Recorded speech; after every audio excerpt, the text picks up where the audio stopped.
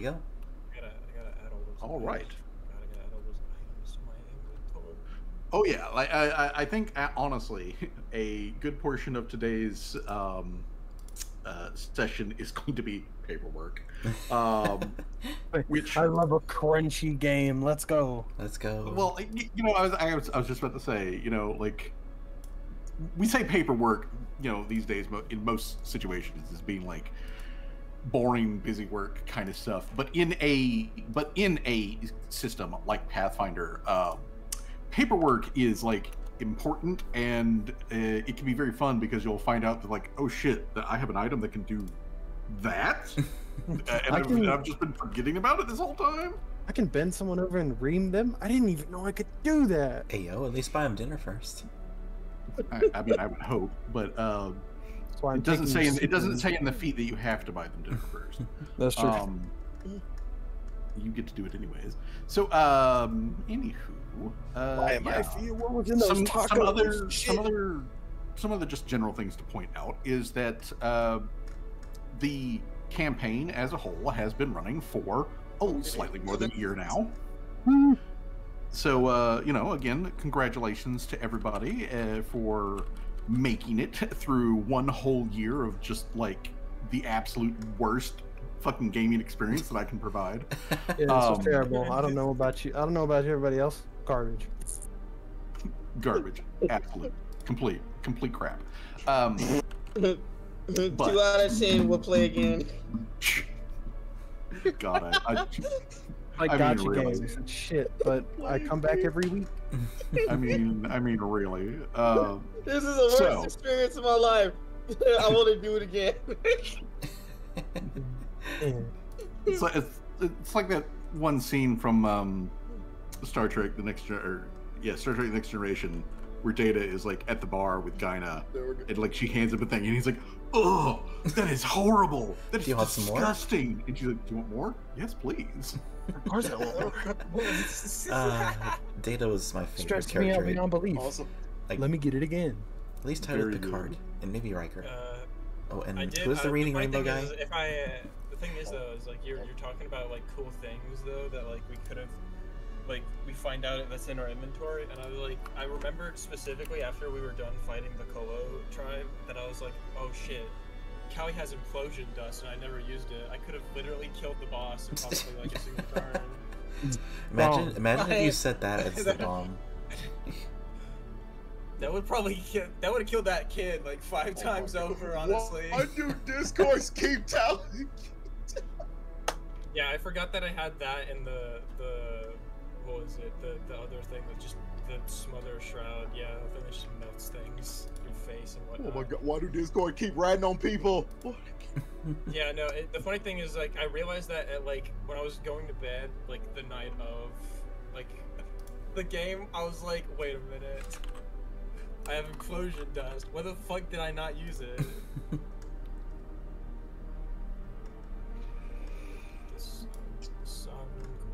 Let's see. Okay, so as people are cranking up their character sheets and oh yeah, I probably should. All of that jips and jabs. I want to give us just a little bit of a recap. So one of the reasons that this is going to be a denouement episode is because we had our climax last time. In our last session, the party had their big encounter with the big tribal Kolo lady, who was known as the Laughter of Lamashtu. She was like 7 foot plus, and the first time I saw her, she was extraordinarily pregnant. And she was lugging around this big funky scythe and all that sort of stuff, and she had like this like goat man demon fuckboy. She had like a little smaller Kolo child ? Not really sure of that whole situation, doesn't matter at this point. And like a pet bear and whatnot. And so after the party had faced off with the other combat capable Kolos and the Lacroida in the area right in front of the tent, the flap opened, and the bomb that was set by Syrup went off and absolutely demolished the small Colo and the bear. The bear like managed to crawl away ever so slightly, but then it just bled out.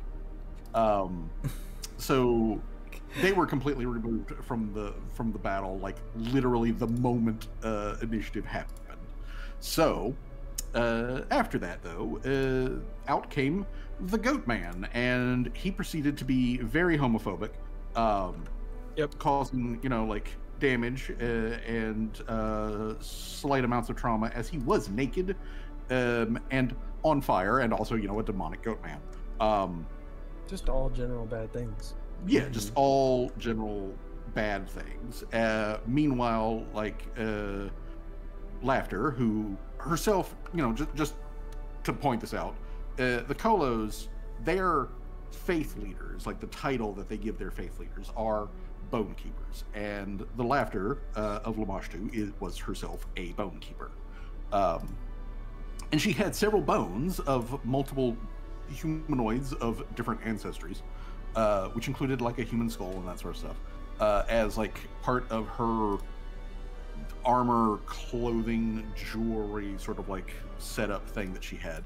But she was currently like laid out on a big old mound of pillows and whatnot, because just as combat had just before this combat had started, she had basically given birth, and crawling up out of her and out of the like afterbirth and everything, like a fucking Bloodborne boss, came the murder baby. The murder baby looked even the most like, if the lighting was bad and you were squinting and maybe also not looking directly at it, you might mistake it for a Colo. But the murder baby was essentially like a halfling-sized critter that was stupid fast, really agile, was tough as bricks, and also had the ability to like teleport and then rip shit apart, which it proceeded to do. It basically, like carved a brand new blowhole into Tim. And there were a couple of close calls, honestly, in that combat. A lot of damage was dished out. By the time we got to the end, I don't think there was a PC who had hit points higher than like 15. I did. Oh yeah, I was gonna say the healer and the tank have her. They were cool. Well, like Callie, got like hit by a fireball, and that was about it. Yeah. A quarter of a fireball, yeah. A quarter of a fireball, yeah. Yeah, quarter of a fireball. I got cut in half. Oh god, are we gonna have to divide these copper pieces, the 100 silver, the 275 gold pieces? I mean, if you want to be like that, sure. But also, if you wanted to just trade it in for gold and then break up the gold, then I was gonna trade the silver in for gold. The copper, I don't know about that one. I'd probably give some of that to Seamus, since he threw like a whole bag full of that shit. Yeah, he did lose like 50 copper feeding it to the ooze that eats precious metals. Yeah. I forgot to put the level next to all these items. Shit. But either way, the party eventually prevailed in the fight against the Laughter Lamashtu and her demon consorts. They put down the Goat Man, and in the very end, it was June and Seamus who were like tag teaming the Laughter to like keep her held down, and Tim, after like going down and then getting brought back online, managed to like get his mitts on the murder baby and then like laser blast it in the face while walking it into the pond and holding it down there until it quit moving. Because as pointed out, these things, while they may be demons, they do have to breathe. So yeah. I mean, when it gets to the point that you gotta drown a baby to win the fight, that's what you gotta do. I mean, it was a demon baby that literally tore our automaton into shreds. So I mean, oh yeah, it was a demon baby, and The other thing about demons, to kind of point this out, because they will come back up again, but to kind of point this out about demons in Pathfinder, is demons are very literally tied to specific sins or otherwise like acts of evil.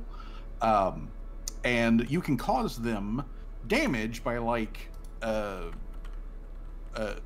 keeping them from doing that sin, or keeping other people, you know, like when the demon can see, from doing that sin. It hurts them like on a deep spiritual level. And the murder baby was quite literally about the sin of murder, and specifically going after the like softest target. So like if Tim hadn't done that, the next thing it would have done would have been like to teleport and just like lop off like Torque's head, and then like teleport again and start like just doing that one after one after one. If Tim had not held the baby in a death grip and then drowned it, it would have just teleported around the battlefield, killing every single person in the park. That's how close you guys were towards the end of this. Yeah. We got our can kicked.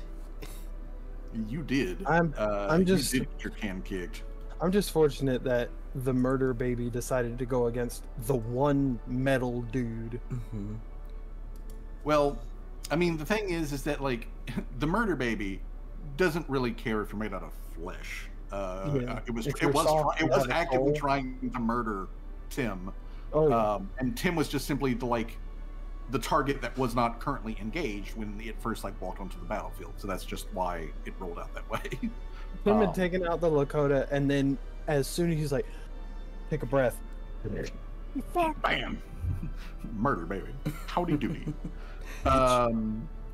So yeah, it was actually quite the wild fight. It was actually a very satisfying, honestly, boss encounter.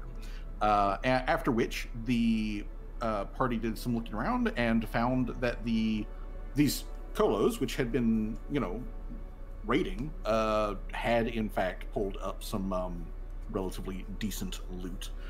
Most of the merchants and other people that they had taken this stuff from were very much and very obviously dead, so it's not like you had to return any of this gear to anybody else.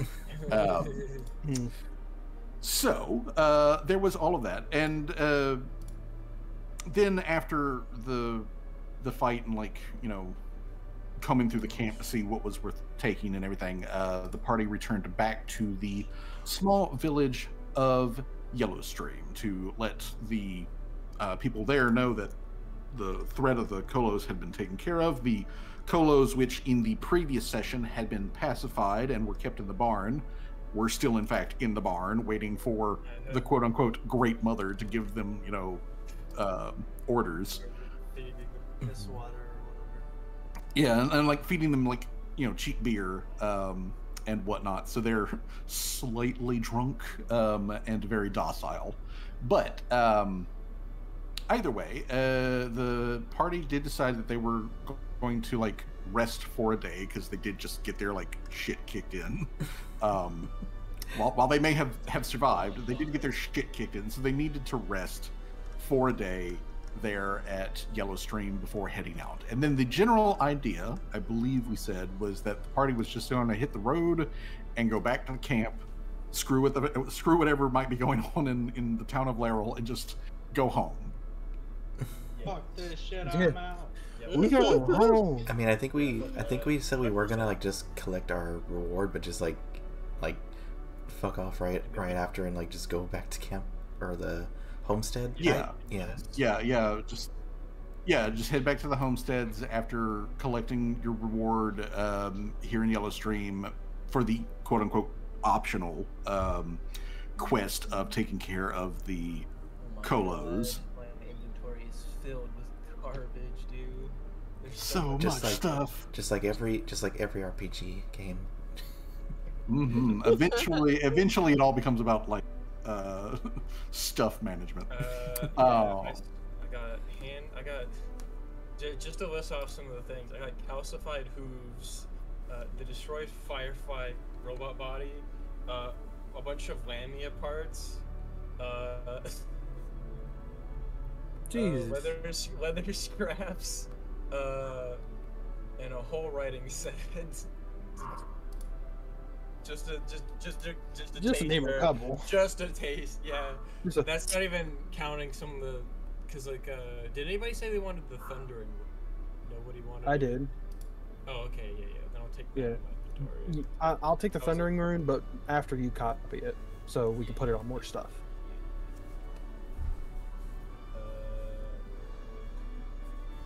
Yeah, I just got my A ton of garbage stuff. in there. Good thing we got those colos. We could just have them carry some of this junk. Honestly. They carry the shit. I mean, yeah. Technically speaking, they can do that. And if the Great Mother tells them to do it, that's what they will do. They shall. I'm curious, anybody, like Fuzzy, I know we kind of, real cool did the like aerosol version of thing, but like, is there like a limit or like time limit or like a thing, or is it just like mind control thing, just kind of like permanent? Well, it's not permanent. It is a technically it is a temporary thing. The way that I am basically the way that I am handling this is that the aerosoled slightly modified love potion, essentially. Just simply put the colos out of like the state of fervor and whatnot that they have been churned up into by the laughter of Lamashtu. So basically, Callie just hit them with the pacifier to like calm them out of like let's go Raven mode, and then momentarily put herself into that sort of like same position in their head of like this is the boss lady. As they are matriarchal. That is the other thing too, is that like these colos, which are all male, they are, like culturally inclined to follow female characters. So like Callie, positioning herself in that way is just simply the thing, that works for them. So That's how I imagined it as well. so ultimately, like they're not right now. Basically, what I'm the way that I'm rolling it is that they are currently kind of charmed, but that charm effect is not permanent. It will wear off. Callie will, in the future, need to see to their otherwise like needs and whatnot in order for them to like stick around and not be shits. So, but at the moment they're extremely compliant to whatever she's telling them. Gotta hit him with the fart gas again soon. But also, they seem to just want food. yeah, mostly, yeah. That's what they really just want, is they want food, and then slightly below that, a warm place to sleep. Oh, good thing Callie is probably really good at providing all those things. Yeah, food Callie and can health, provide that's all all of they those need. things, and she can provide them with work, which isn't like backbreaking labor or anything like that. But she can provide them with work, which also gives them a purpose. And well, frankly, a lot of people actually do very well when they've got a purpose. A reason to go. Yeah. Yeah. So that's basically it. So over the next like couple of days that the party will be traveling, the deeper effects of the charm will kind of wear off, but they're willing to like follow along and see where all of this leads, because because again, they're not stupid either.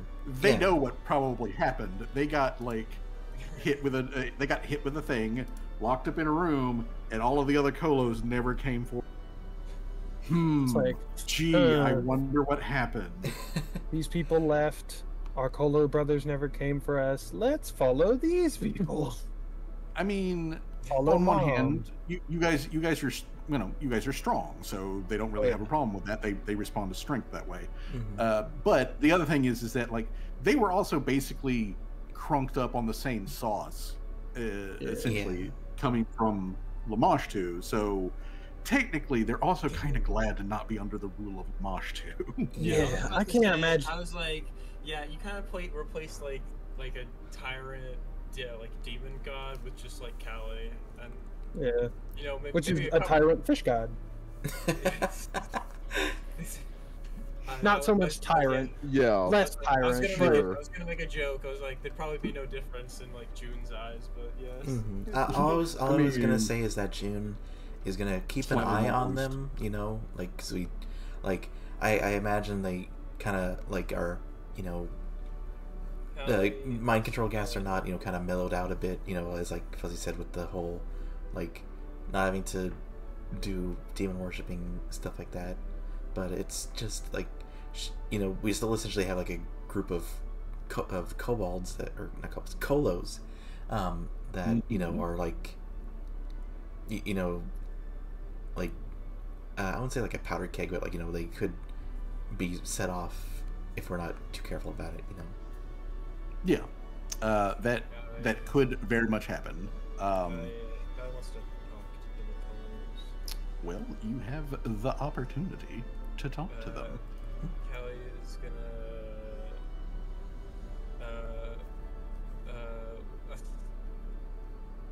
I'd imagine Callie is like when she like starts like wanting to talk to. She's like, you guys never actually gave me any of your names. I don't know what to refer to any of you by. Amongst the Kolos, I can give you actually a Kolo name if you will give me just a moment. Honestly, let's see here. respect to Callie for immediately like humanizing them or giving them like, you're not all just mindless drones. You all have names. Callie would also be like, and if you don't have a name, I will give you. They do, in fact. No, what? They'll each individually have a name. Well, yeah, they all each individually have a name, but I'm going to say that, like the kobolds have done in the past, they basically elect one guy to, like, you know, be the voice of them. So his name is the one that will need to be, like, remembered. So, Cola, let me draw that up here. No, but to respond to what you said, Danger, though, yeah, Callie is, I always make the comparison.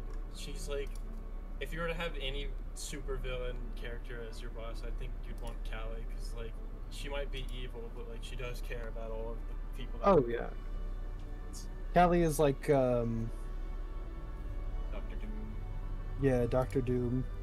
Honestly, you know what? Immediately Tim is behind Callie because you compared him to Dr. Doom, because that dude's sick. That dude is sick. The Colo, that is the one to, like, talk to Callie. He says his name, like, in Colo, which is like a bunch of, like, barks and yips and, like, you know, body positioning and whatnot, which obviously nobody in the party actually speaks Colo. But he does know Common. He's not very good in Common, but he says in Common his name translates to termite. Oh, I like that name. what a lovely name. Mr. Termite, she says back to him. Yes, he is Mr. Termite. Mr. Termite, as they are still, you know, slightly under the charming effects, Mr. Termite is curious, what does the Great Mother have planned? Because they've been, you know, in this barn now for like a day, and they're sitting on, you know, pretty full bellies of, you know, like beer and like some crackers and shit that was brought to them by the miner guys. What would the Great Mother have them do? Because their needs are otherwise currently sated. They're still in the barn, right? Yes, they are still in the barn. She explains to them the plan. We're gonna be going back to our homestead, where my base of operations is, and I will be taking you all with me. As she gestures to like all the colors. There we will also continue to for your needs. As long as you continue to do your best under under me, working for me and with me, cooperation. How far is this base? Like a couple day walk. It is, in fact, actually a couple of days, yes. Okay, well then, Termite says that he will make sure that they are all ready to move on your command, and then he like turns around in the bar and he starts barking in Colo at the other guys, and they all like start to like, you know, get to their feet, adjust their clothing, grab their weapons and all that sort of stuff. For game stat purposes, just so that you're aware, Termite, the Colo, he is a sergeant, and he is a level 4 Colo. Ooh. Yeah, he is a level 4 Colo. He is relatively quite combat capable. Now the question is, who would win the fight, him or is Gak this? Probably him. He's got well, his biggest thing is he's got range on Gakthis, but if they got into like a fist fight, Gakthis would give this guy like some fucking trouble. But ultimately, this Colo is much bigger than Gakthis. Termite, so that you are aware, is if he is standing up straight, which is, you know, difficult for a Colo, but if he was standing up straight, he'd be taller than Tim. Whoa! Yeah, he'd be taller than Tim. Jesus. And when he's hunched over, how tall is he? when he's hunched over, he's around like 5'8". Shit, so he's still taller than Callie. That's kind of funny, honestly. Yeah, so he's actually still Callie- taller than everybody else in the party, even when he's hunched. Not Tim notwithstanding. And again, just so that you guys are like aware, this guy has like an 18 strength. Good Lord. Yeah, he is built. We got This guy is a ready bodyguard. to rumble. Yeah, I was. Speaking of which, I was actually thinking, just as like for game's sake, I was thinking like, because I was thinking over like what I could do to get the Colos to do, other than just straight manual labor. I was thinking like maybe potentially having them be like guards or whatever for the blossoming town. That would actually, that could be a good idea. Yeah, I mean that actually is actually a good idea. Yeah, that's what I was thinking anyway. Considering. God damn it! How do you spell sergeant? Which that'll be the next thing. I'd like to see a height chart of the whole group, because for some reason I always think me and Seamus are on the same level, but it's like Seamus is Seamus is like actually kind of petitish comparatively. Yeah, I think- manlet wizard.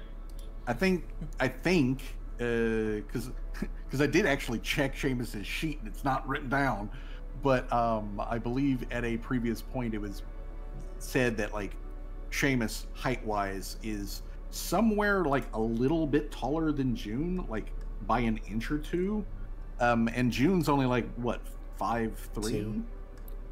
Yeah, 5'2". Okay, so she's 5'2". That means like Seamus could be, you know, like Short King upwards of like Seamus. 5'5".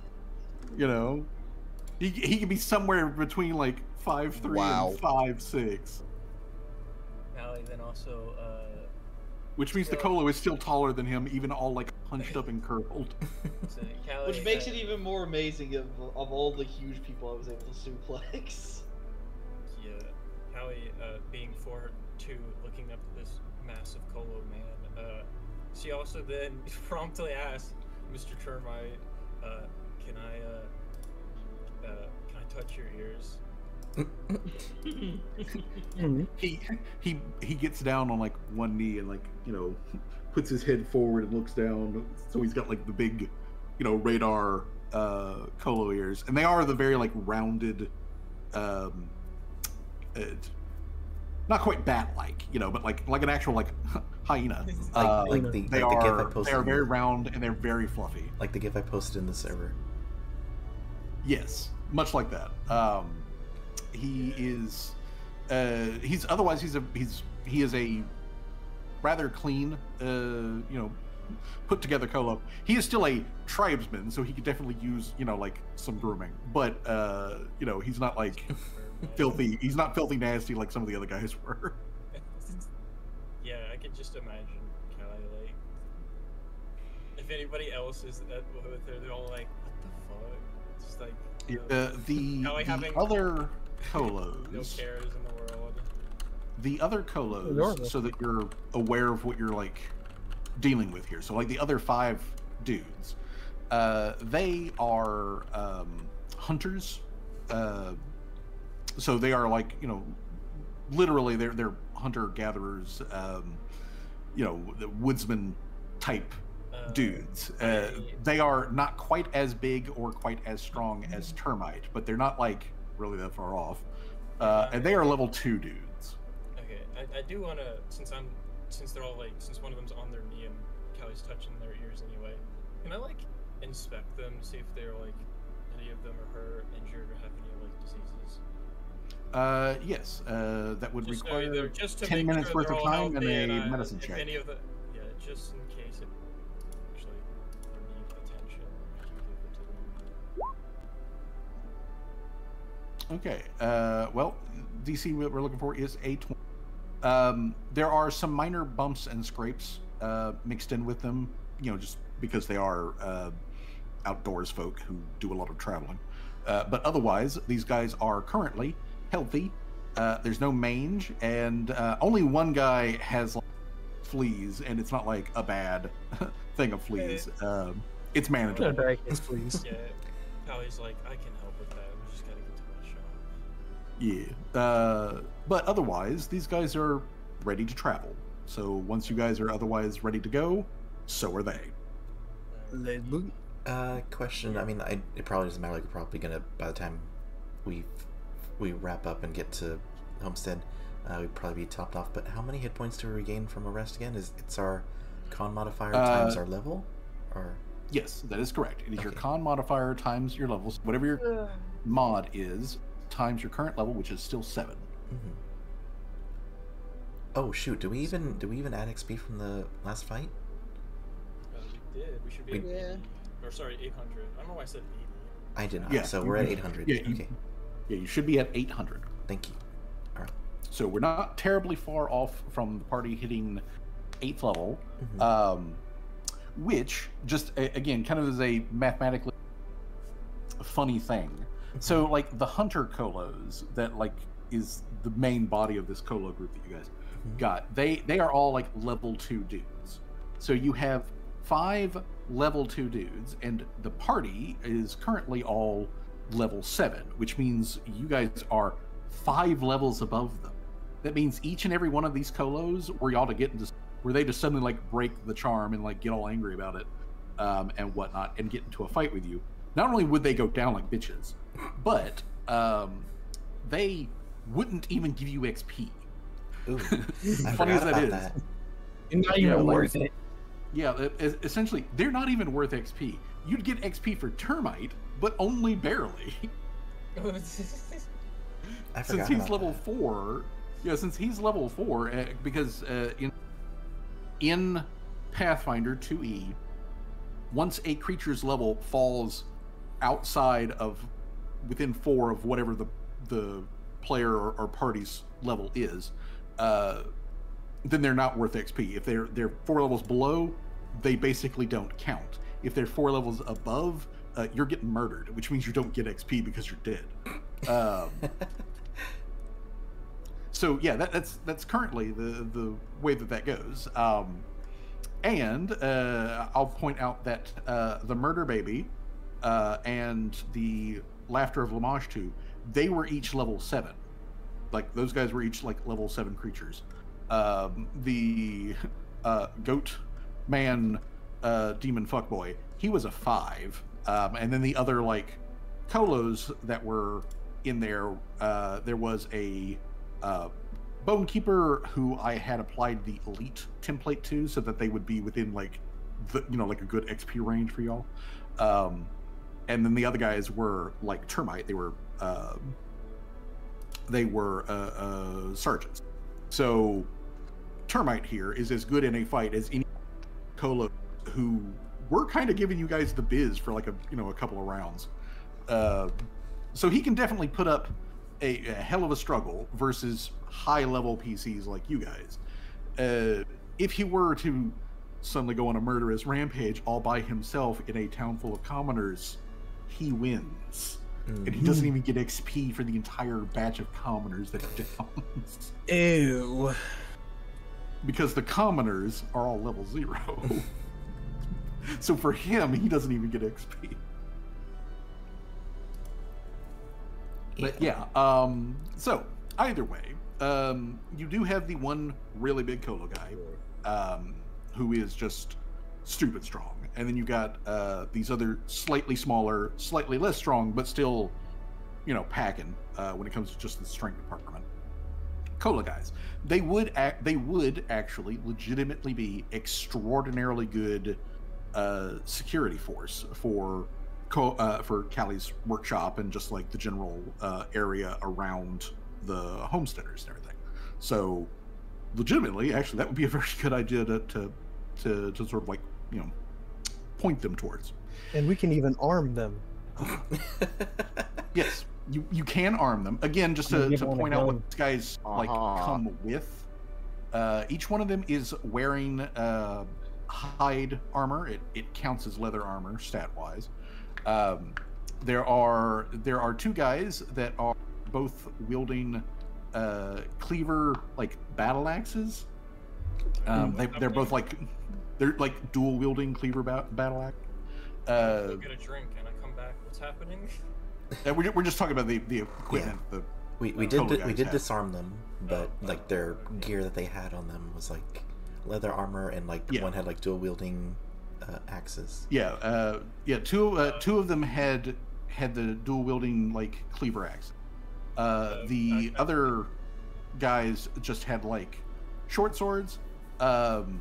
Termite himself specifically, he's got a composite short bow, and he also has a scimitar. So he's got the like, he's got the good sword and like the good bow. His hide armor is also actual hide armor, which is slightly, bulky, more bulky than the leather hide that the other guys have got. I feel like Callie would then also ask, do you guys prefer wearing clothes? Just to ask. If it means being warm and comfortable, yes. Alrighty, Callie writes that down in her notebook. Yeah, these guys might be tribesmen that like do a lot of traveling and whatnot, so they don't generally wear a lot of clothes. They don't like running around naked. The note is literally just get them clothes or something. Make clothes at workshop for Colos. Colo clothes. Okay. So then I guess the real question is, so the party does take a day to rest. Callie checks in with the Colos to make sure that they are otherwise healthy and ready for travel. I assume that the party like leaves Yellowstream probably pretty soon after that, so relatively early on in the day. I would. Okay, so then let me move us to one of the big overland maps. A big map. The big Mamba Jamba map. Let's go. All right, so well, it's not really adventure time, but okay, so yeah, they haven't developed the nukes yet. Let's. Isn't that destroy? Oh my The, god. the mushroom war is coming. So, anyways, here we have our big overland map. you guys will be traveling from Yellow Stream back down the road to Laurel, but then you're just going to keep on going past it, and then hit the crossroads over here, or go around Whitford, and then come up the camp. Okay, so the party will need to spend traveling 1 day just to get back to Laurel, and then from Laurel back down to the camp. The total travel time on the roads is a little bit more than 5 total days. So it'll take 6 days of pure travel, and then like a few more hours on the 7th day to get to actual camp. So that's how much downtime, travel time you've got between here and just getting the fuck down back to camp. Just in time for Halloween. Yeah. When the party arrives back at camp, or the day should be. Let me come back over here in my notes. Because I spent a whole thing figuring out what the hell the date was.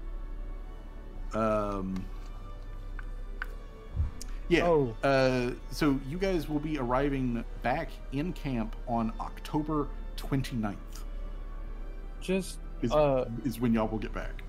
Yeah, not to sidetrack or anything, and don't stop me if we can't. I just want to, if we're in Lariel as we're passing through on the way out, can I ask the people at the jail if Test is still there? Yes, you can inquire on that without pausing the party's travel time, because y'all basically have to walk through Laurel following the road. Literally go, hey, what's up? Is they still there? Back. Yeah, like the Laurel map. Let's just jump over there real quick.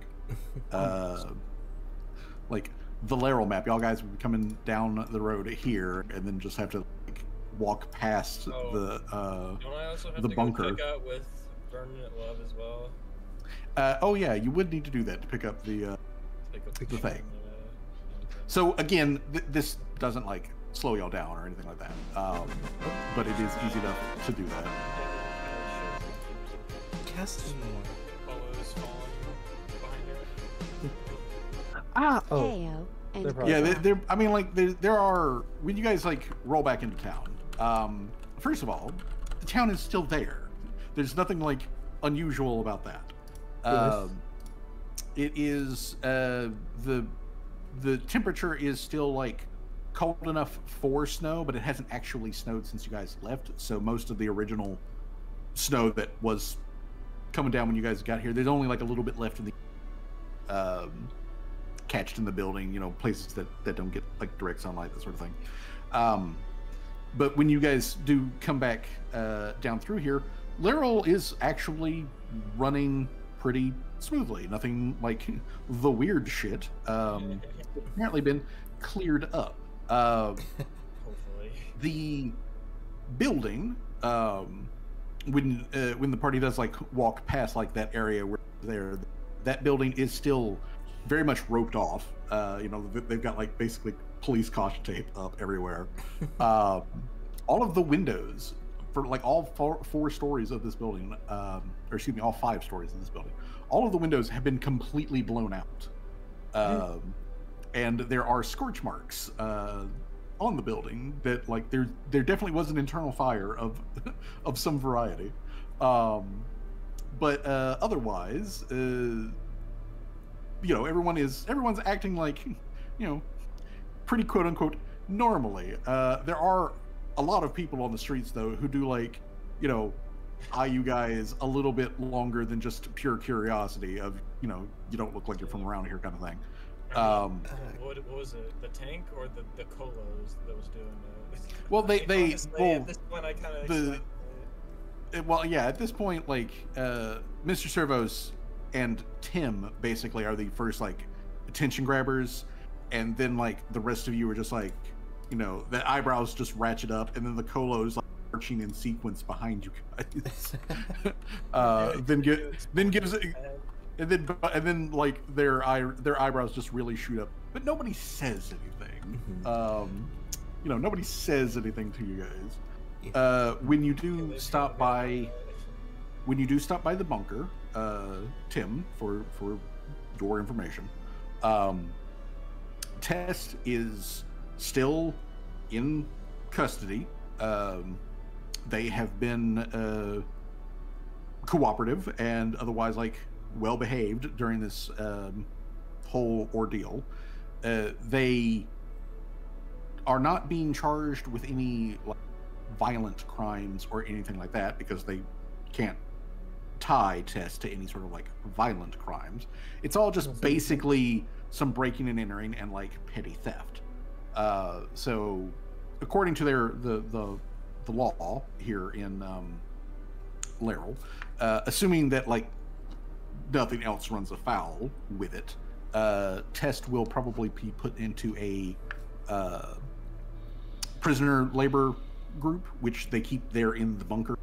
Like they literally have the whole like break stones with a pick and hammer and whatnot kind of like thing to help them like repave the roads.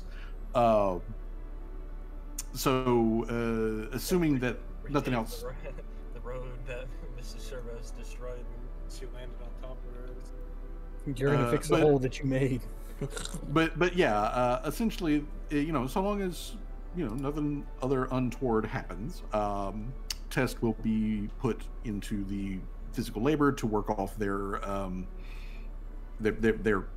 debt for the theft that they are tied to, and once they do that, well, then they're free to go, unless like they find some other reason to hold on to Test. But that is, at the moment, what the situation is there. As far as Vernon Love is concerned, he does have the finished images for Callie. He's done. He gives Callie several sketches as well as one fully painted image of, quite possibly what Callie's parents looked like. There is very clear, like, familial resemblance between, like, Callie and the people in the picture, the ones that are supposed to be her parents, which Vernon has like a whole like thing where he talks about like all of the different little bits and research and all that sort of thing as like how he goes through his process, yada yada yada. But he has done as he was asked and paid to do, and has given that to Callie, and the big one is like a 3-foot by 4-foot painting in a very like simple and like a very simple frame and whatever, so that she can hang and display that. Oh, he's definitely gonna hang that up in the show. Oh yeah. All right. It's gonna be like that scene in. It's gonna be like that scene in Iron Man 2 where he like sees the fucking painting of him, so he's like, I gotta hang this up, and then he takes down like some work of art to replace it with. This is real art. What were you saying, Jay? I was Jay?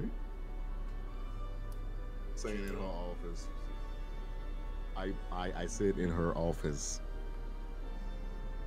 Hang it up in Callie's big like. Yeah. Her big office. It's just, Yeah, hanging up in her office. Yeah. So we have to go Beetlejuice office. do. as if the Sorry, I don't mean to sidetrack. But do we have to like go to the mining company itself to cash in the bounty, or is it the Pathfinder Society that's going to do that?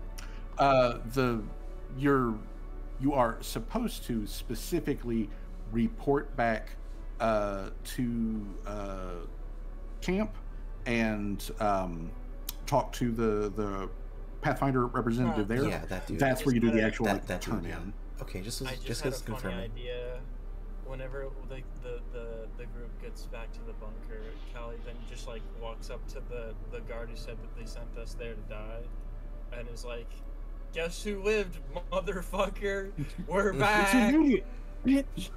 I lived, bitch. Just the hyenas, the colos, just like yipping and like laughing as they drive by. The colos yipping and laughing. Dr. Trimmer's yipping and laughing. Callie has brought her own hype squad. That's what I feel like the Colos do. Everything she says is just howling and yipping. It's like She's like, I lived, bitch. Then they all just like get into like fucking Ginyu Force poses behind her. Oh my I was gonna say it's like a hip hop music video. They're just surrounding her and they're all like hyping. No, this is what I feel like. I mean, yeah, it is a lot like that. Yeah. But yeah, like the guard is honestly is legitimately surprised to see that you're alive. And I mean he does for the whole like, did you like honestly think that I would be glad that you didn't live through it? That's kind of mean spirited, but like, okay. That's what he says back. Yeah. Yeah, he's like, okay. I mean, like, I like, you know, like I deserve that, sure, but like also, I didn't really want you to die. So, you check in on Test. Callie picks up the remembrance paintings from Verdun, and then the party continues to travel, which, thankfully, that travel is mostly very sedate as you go on down through the roads, given that you are a large armed party with a large Colos traveling with you. Yeah, I was about to say, I don't even think any other Colos would want to fuck with us either. Yeah, nobody wants to like mess with you. Dangerous on the road. Yeah. Perfect camouflage. To answer your question, Citrus, yeah. Last I checked, if he hasn't left, Rusi should be at the camp. Yeah. I was just Yeah. just making sure. Yep, he should be there unless something's happened. Somebody killed him. Let's find In out. that case, Kelly. Let's find out. However, though, there is, speaking of NPCs, though, there is one thing that does interact with the party on the road as you guys are leaving Laurel. So, like, basically the day after you leave Laurel, and you are very rapidly descending down through the bluffs into the towards the lowlands as you are like vaguely starting to approach the coast. The party comes across doesn't come across, but catches up with a big overloaded wagon that is like heading down the road in the same direction that you guys are going. Transformer? It's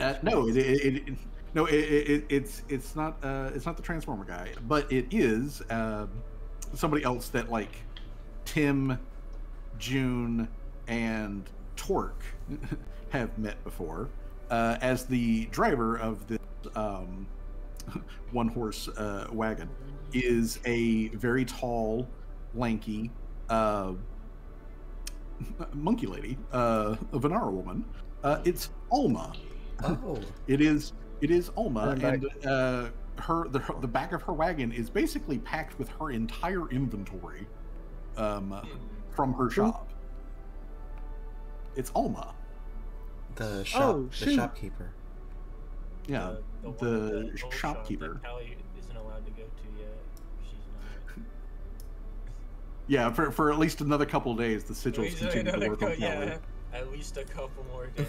It's gonna be her birthday, or in air quotes in-game year birthday. Within the next month or so. But either way, at the moment, this covered wagon, which is like loaded down to the gills, is being pulled by it's being pulled heroically by a single horse. But so that everyone is aware, Alma is a Venaran woman, which means she's got like monkey features. She has short brown fur over most of her body. She's got big eyes, like a small like recessed nose, a big expressive mouth, that kind of Anytime stuff. somebody says monkey features on like a human, I think of like Robert Throgmorton from the fucking sinking city game. Mm. Just, like, Yeah, same. I mean, yeah, that would be like terribly off. But yeah, like or the monkey people from the like Planet of the Apes movies. yeah. Like the Mark Wahlberg She's going remake. towards- That was a horrible movie. Actually, you know, prosthetics and visual effects. Yeah, but she's on the road. She has her entire friggin' shop all packed up inside of this wagon, and she's heading in the same direction that you guys are as you're like, Oh, you know, yeah, I leaving was about- Laurel. Yeah, I was about to ask, is she going into town or out of town? 'Cause it's She is leaving town. leaving town. Callie take a bit interest in where she's going. Probably ask. Well- but in like a casual manner, not like, "Hey, where are you going?" But more Yeah. like a, "Oh, where are you going?" Off Yeah, Uh, we pull up beside her as like, you know, we're still, I guess, kind of riding slash Yeah, walking. Yeah, you guys are you know, walking, doing a like a march basically. And like I said, she's got a single horse that is heroically pulling this thing, which means she's not moving at like top wagon speed at all. So you overtake her, and as you're like overtaking the wagon and whatnot, you know, you turn and look and see who's driving the wagon. She turns and looks. Oh, she recognizes June. She recognizes you know, Tim and like, you know, Torque over there, and she gives you guys kind of like a friendly wave. And whatever, but she's otherwise, like you can tell that even though she gives you guys a friend, it doesn't require any sort of checks or anything like that for anybody else to see that she appears nervous and like like flustered, like she has been real busy with something. But she does give y'all like a friendly wave. Hey, how's it going? Alma, was it? Yes, Alma of Alma's Adult Annex, formerly. Formerly, what happened?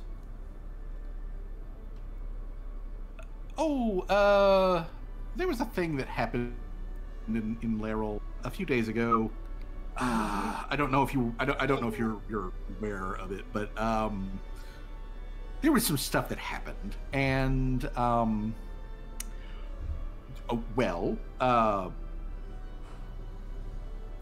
she kind of like pauses for a moment, and then she sort of like lowers her voice, leans ever so slightly away from Callie, even though like this doesn't like keep Callie from hearing anything, but she sort of leans ever so slightly away from Callie as she's saying this, and she's like, there was some, I'm not actually sure of like really of all the details, but something happened. There was like a big kind of magical thing that happened in the middle of town, and a lot of people got kind of caught up in something that was like, you know, embarrassing, and they the guards had to like assemble some of the priests from the from the Prismatic Way Temple to like take care of some stuff. And well, I wasn't there. I was running, you know, my shop at the time. But so whatever it was that happened, I heard from my neighbor that it had, you know, some you know, things that are kind of associated with the business that I do, and well, let's just say I've already had kind of a vague adversarial relationship with like the administration there in Laurel. They were never like real big on that specific flavor of personal freedom, and so well, the day after whatever the thing that happened was. Like there was flashing lights. I think a fire broke out. All kinds of stuff. But the day after, like the amount of like guard patrols skyrocketed, and a couple of my customers and some of my neighbors were getting kind of accosted and whatnot, and I saw more than a few like glances from the guards coming my way whenever they walked past the doors. So I figured, I think it was just time for like a change of scenery. You feel me? Yeah. Just kind of glances over to the rest of the party, like kind of a knowing look, but like just but then looks back. What did I do? Knowing, Not annoying, knowing. Like gets what she's talking about, kind of thing. Just but looks back to Alma, kind of a bit concerned, be like, "Well, I'm sorry that you got dragged into whatever that mess was. I guess it sounds like it was more of a inevitability, but still, are you going to be all right?" I think so. Like I'll just see about like maybe setting up a place in Whitford, or maybe I'll just keep on going to Harham or something like. Kelly like whispered back said you might not want to choose Whitford, but the Harlem's a little better. I'll take that under advisement. What's going on in Whitford?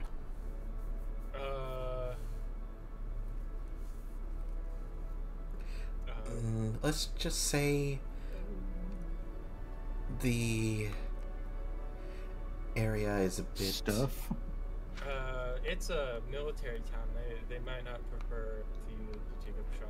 Exactly. Harlem would be a little bit better because it's got a lot more opportunities, so to speak. Since it's also got a lot of trade, a bigger port. The military types all snooty. Yeah, I mean, I guess so.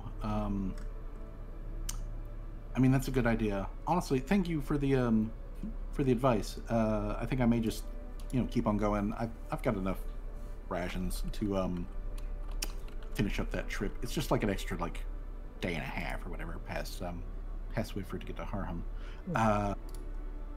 But hey, since we're having this like meeting here on the road, can I interest you in any sort of like leather goods or stuff?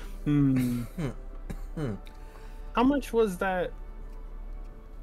Tim, I'm remembering back to the potion that was, quote, resistance to bludgeoning damage. The resistance. Oh God, how much was it? It was. Oh God, what was the name of that potion? It was a like I feel like it was like stone hide or something like that. No. I think it was a potion of resistance. I think is what it was. Allie, just like, you got any formulas? She does have some formulas. She is, in fact, so that again, mechanically, you guys are aware. Alma is a magic item like craftsman. She definitely has a certain sort of like theme towards the things that she makes, but she makes stuff that can be used as like weapons and armor, and other sort of like enhancement gear. But yeah, she is a craftsman and of specific interest. She has the cooperative the cooperative crafting feat. She is a specialist specifically in like armor and weapons. That's where her like specialty lies. Shop for her at the I was gonna say a town needs all types. I mean, I was thinking it too. I was thinking it as well. I'm not gonna lie, but I wasn't sure if everyone else would approve of it. Her whole like Tim. I mean, like I said, 100%. Callie Cool would be with fine. Callie needs all the help she gets, fine. So she has a flavor, and I'm sure it'll attract people. It'll attract more people to your town. But also, I mean, she definitely does Yeah. have a flavor, but she you can, are but she can right. make other stuff. You know, I want to point that Yeah. out. She can make other things.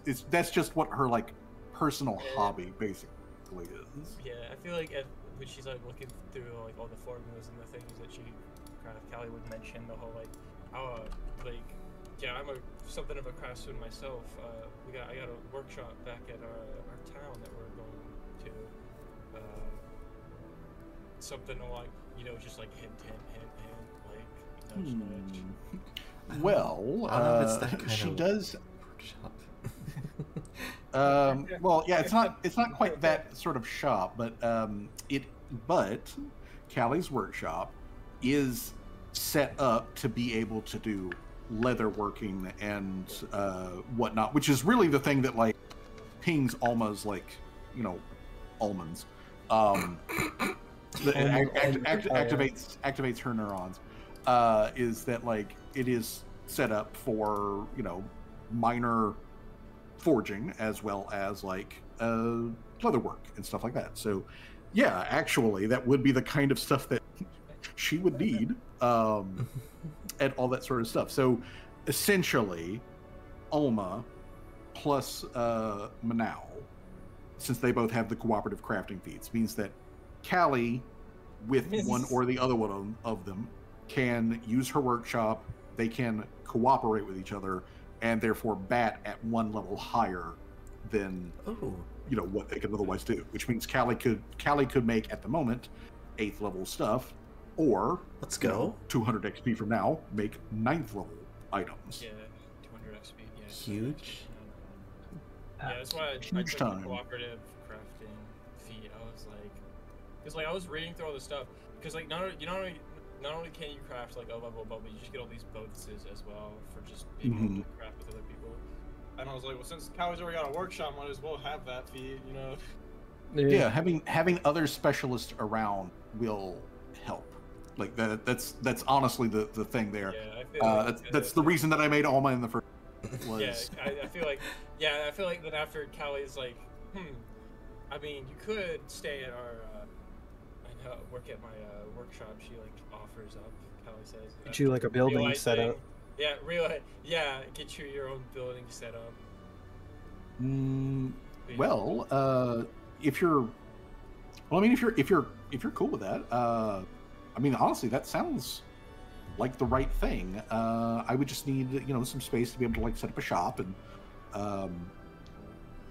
you know, that would be pretty good.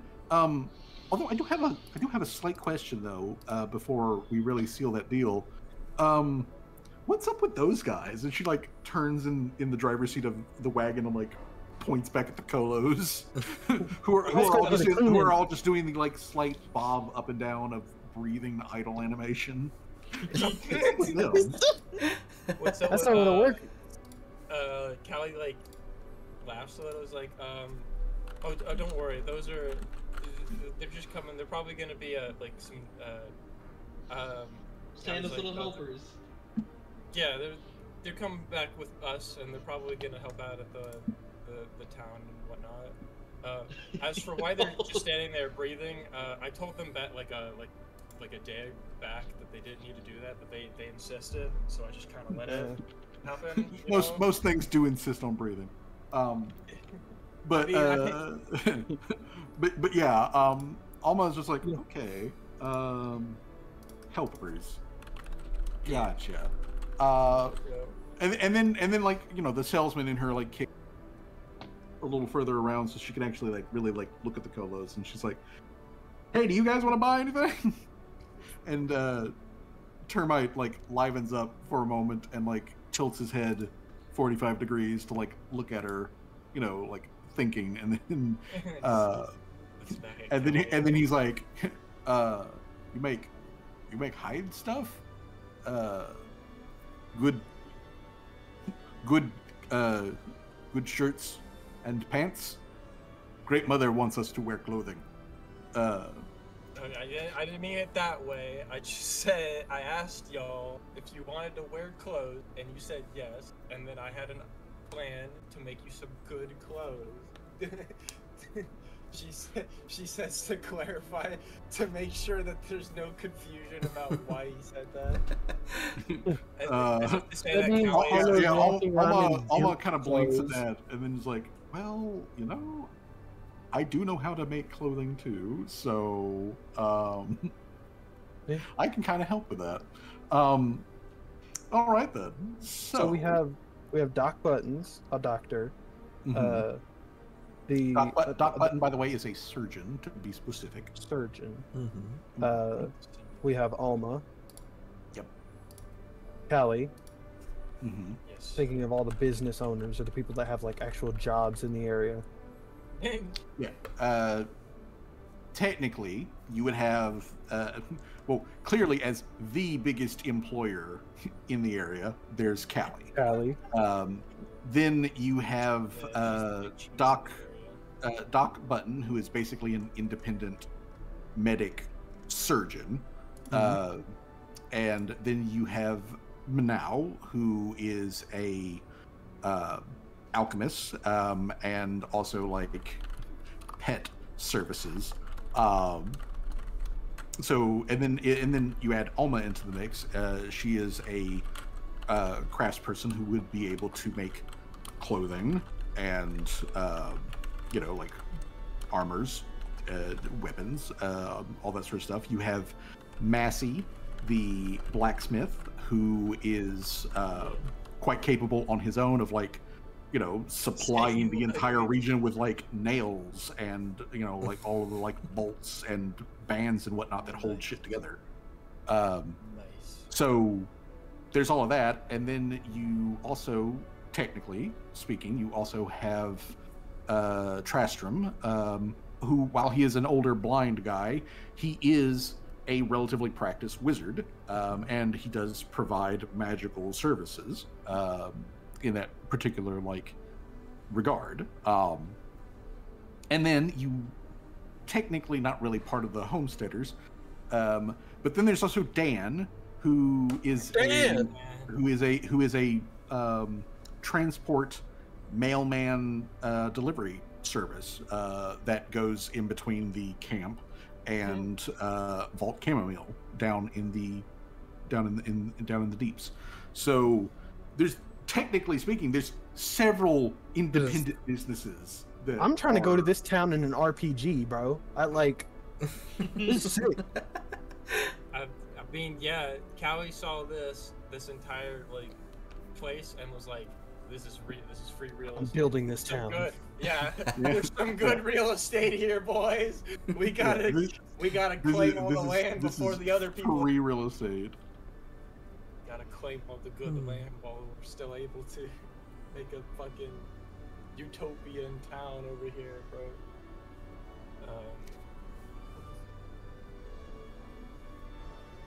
Exactly.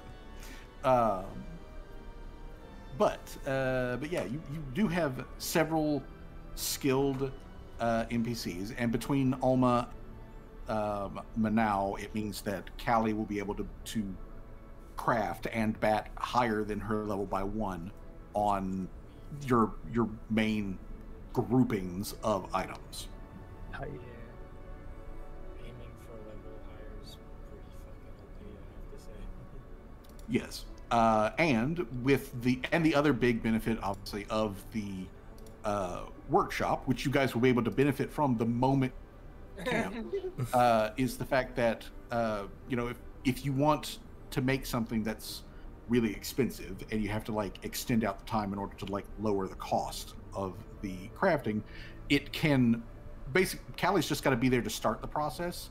The employees that she has like pulled it together and whatnot will finish it over that time period. So basically she just sets it up, and in 6 days it will like ding in the you know, chat, and it'll let you know that the item is now ready. And then Callie just opens the door to her workshop, grabs it, walks back through. It's like, I got new weapons.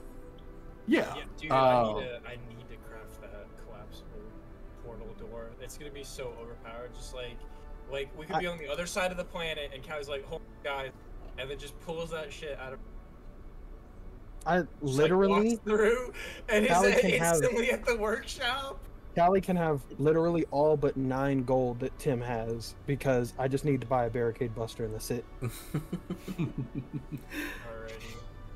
I mean, I All know right. that is literally the first project that I am gonna do once I get back to the kingdom, is build Let's that go. goddamn thing, because that thing's been in my head. That's been Callie's head probably ever since she like saw the formula for like spacious pouch and it said like extra dimensional on it.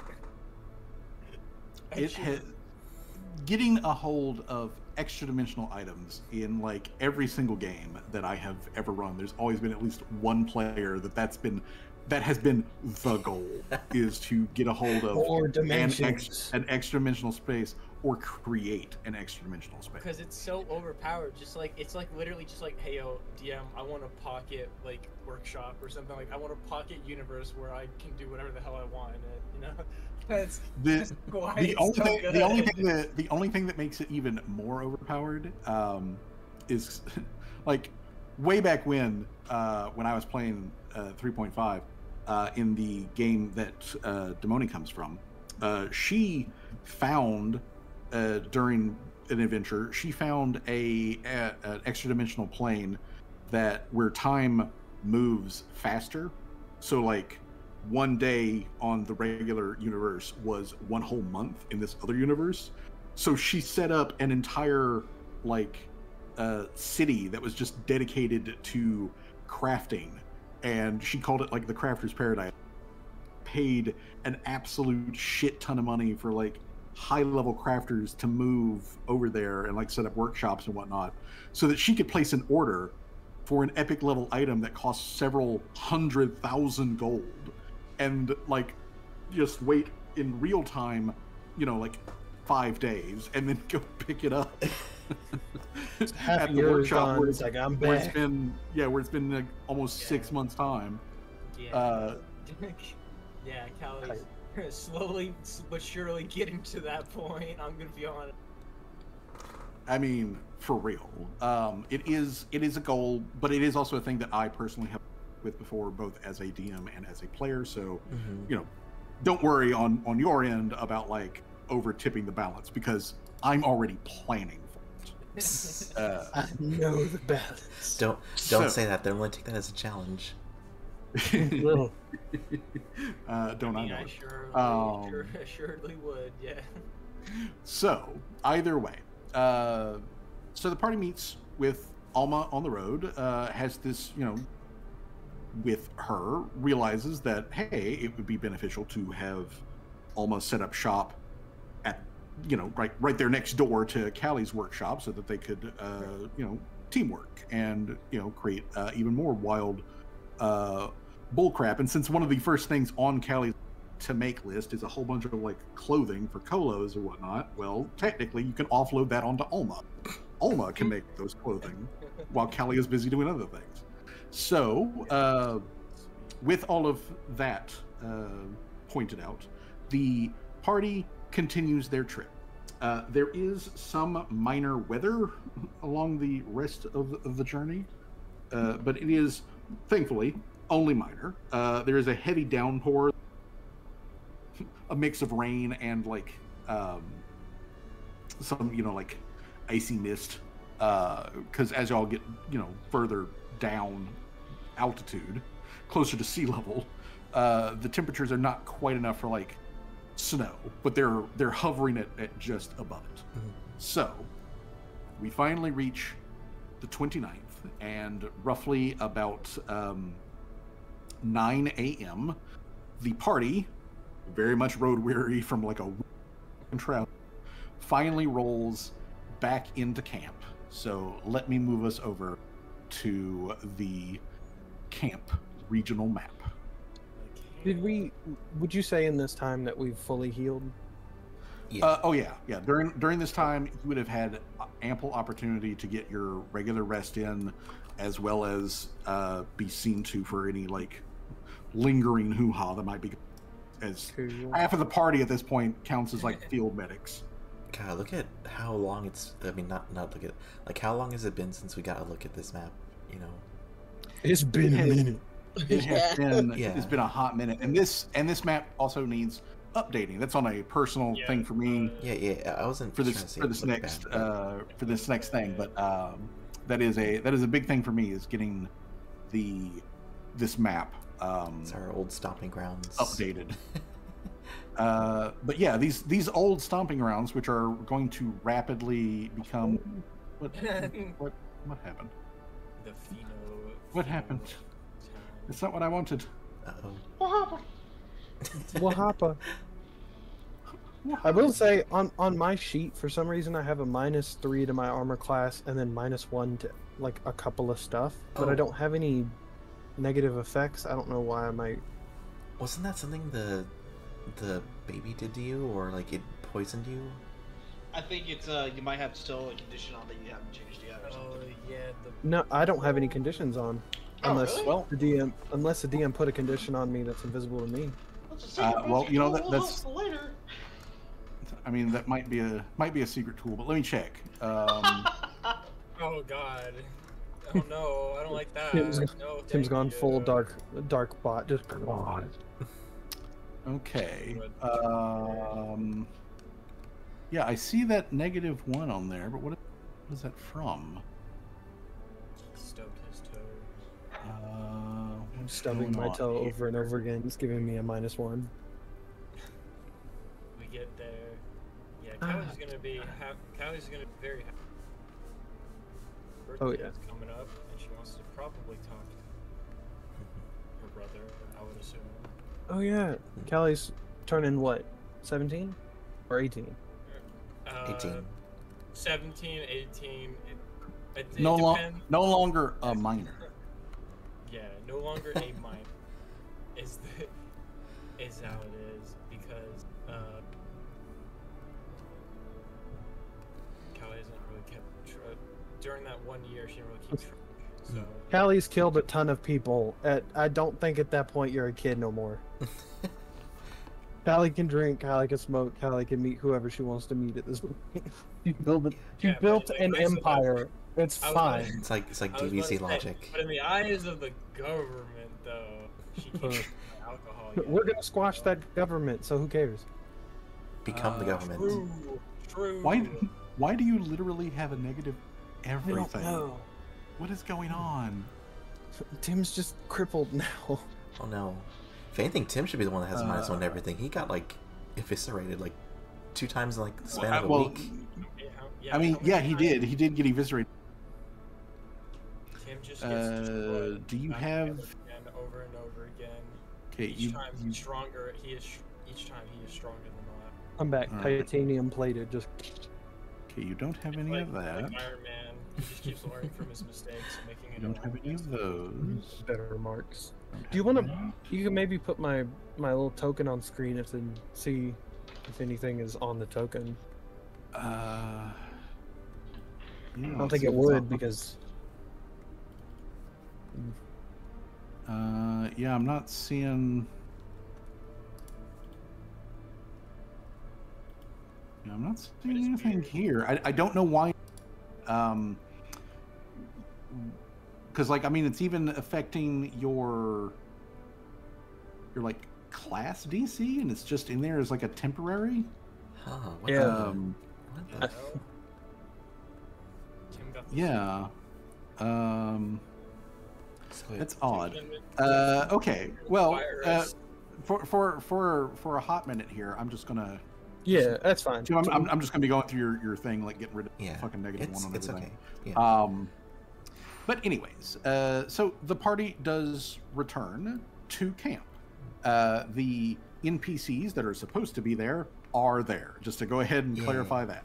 Thank God. No one has just up and left. No one has just mysteriously disappeared. Nobody has died. Good. Thank Good. goodness. My wife. Good. Uh, Wait, Joe doesn't feel like going on another like like 2 months. June kind of Yeah. June kind of leans over to Larry and says, "Kind of a sight for sore eyes, huh?" Yeah. As you see Tim wailing.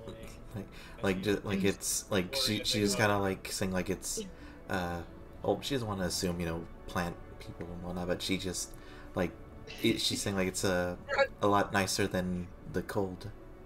I mean, like the actual like snow and stuff like that. Is there snow around? Yeah, let's see. Is there snow? There is currently no snow. Damn. There's currently no snow. However, you know, when you guys get back to like the actual like camp,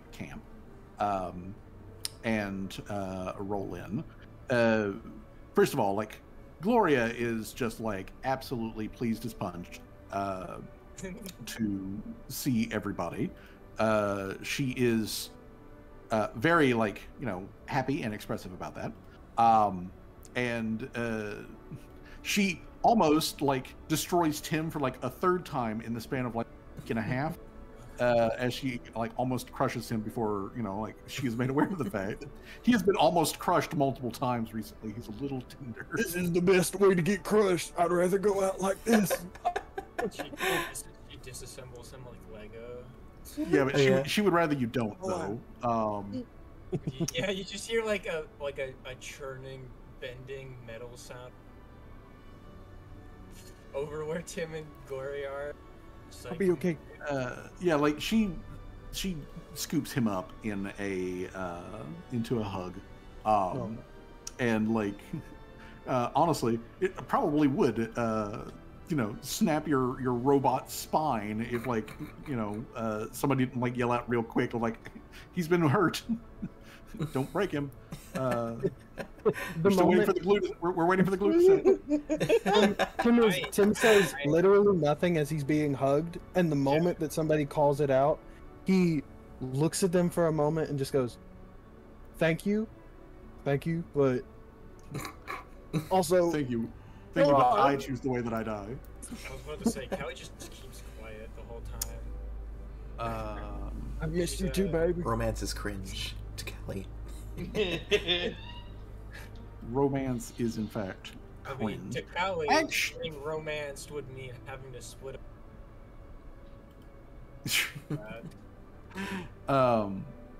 Actually, She would have to share equally her empire, whoever she ends up marrying.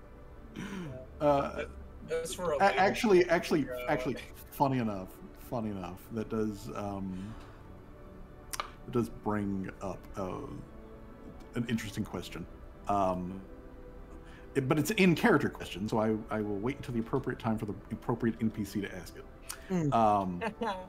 Okay, so okay, I've gotten your skills back up. I've gotten your attacks back up. Your class DC's back up. Your saving throws are back up. Did you figure out what it was?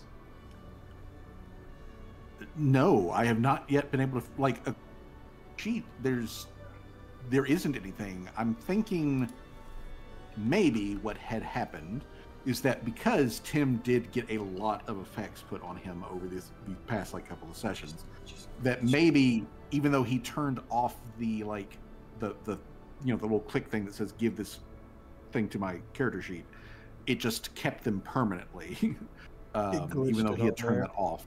Yeah, it just glitched on there. Have you tried turning them off and on again? Yeah, that's what I did. That was the first thing that I did. And it just said no. So, Danger, if you would do me a favor, and look through the rest of your sheet and see if there are any lingering negatives floating around that look like they shouldn't be there. Take a look, let me know, and we'll fiddle faddle with them. You got it. But yeah, first of all, Gloria is extremely happy to see everybody back, and you know, particularly she's very glad that, like, you know, Tim is in one piece, but she's also very glad that is in one piece. Tim is not the only one whose spine almost gets reduced to dust. from Gloria hugs as she like scoops up everybody, and is just showing her appreciation that you guys have returned. Also at camp is the orc soldier Sirhan. Yeah, I was kind of concerned, but Tim kept sending letters back, so I was, so I knew what was going on. Sirhan helped me make sure that I was reading them right. Callie looks at Tim and is like, when the hell did you have time to send letters or remember any of that? Anytime I wasn't being repaired. No, I actually do remember him. I was thinking, it was like, Callie would know when and where he would be writing letters, considering she'd be the one opening him up and repairing him. Yeah, there was probably a couple of moments while you were repairing him that he was like, he had taken a notebook out and was writing in a language you didn't understand. And so it was just... I was saying he was writing an email. He was writing in Jotun because he had finally learned that language. To whom it may concern, my last will and testament.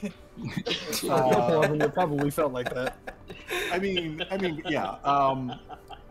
The letters that Tim sent, like pre-unlocking, the Jotun download. Gloria does mention that she needed a little bit of like help to make sure that she was reading them correctly, as Common is not her first language. And Sirhan, since he's also got like the magical glasses and everything, was helping her out with that. Well, it doesn't like do actual like translate, but it does like basically essentially it helps just like it does with like giving everybody's names when he looks at you. It also gives him like the vibes or the gist of like stuff that he reads so that he knows what it's about. He opens up a letter, he's like, I'm getting a lot of vibes here. Yeah, he gets vibes off of the like, okay, I think the tone here is that it's all good. I was about to make a joke. I was like, the vibes he gets from all Tim's letters, desperate, like, please, for I might be dying in an hour.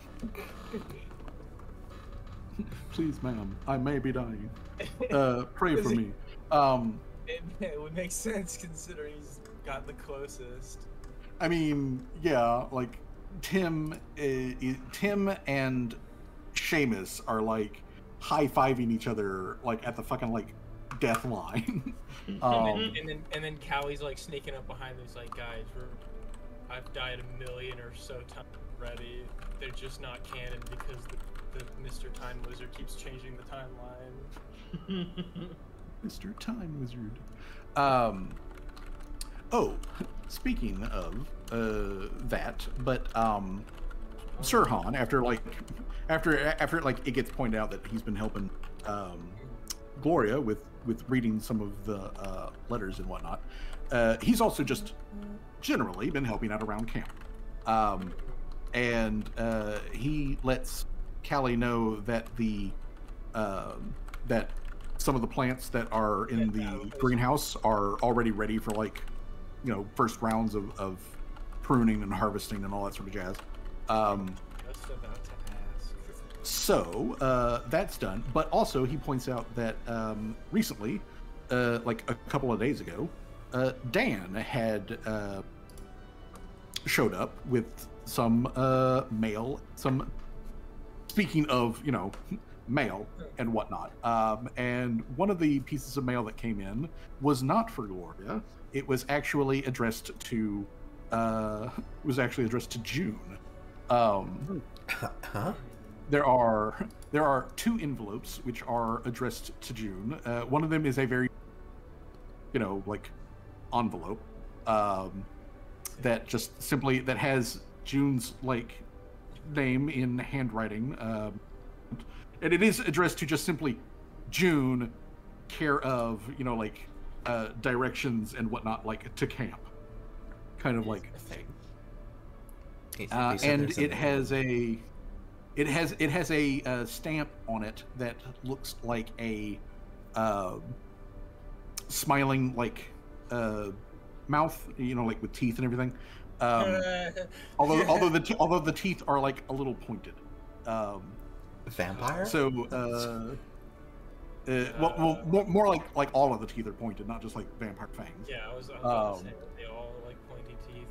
Yeah, they're all kind of like pointy teeth. And then the other one is like a large manila envelope that has like an iridescent scale pattern across the entire damn thing, and like in gold, like florid lettering across the front. It's addressed to June, Julie, and whatnot.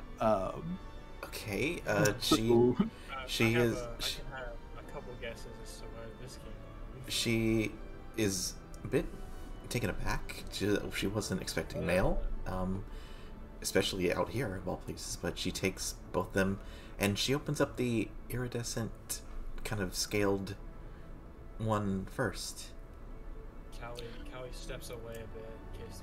Yeah, she's gonna like kind of nudge or like kind of turn away from her base. Opens envelope, blast of gas out of the. Yeah, it explodes.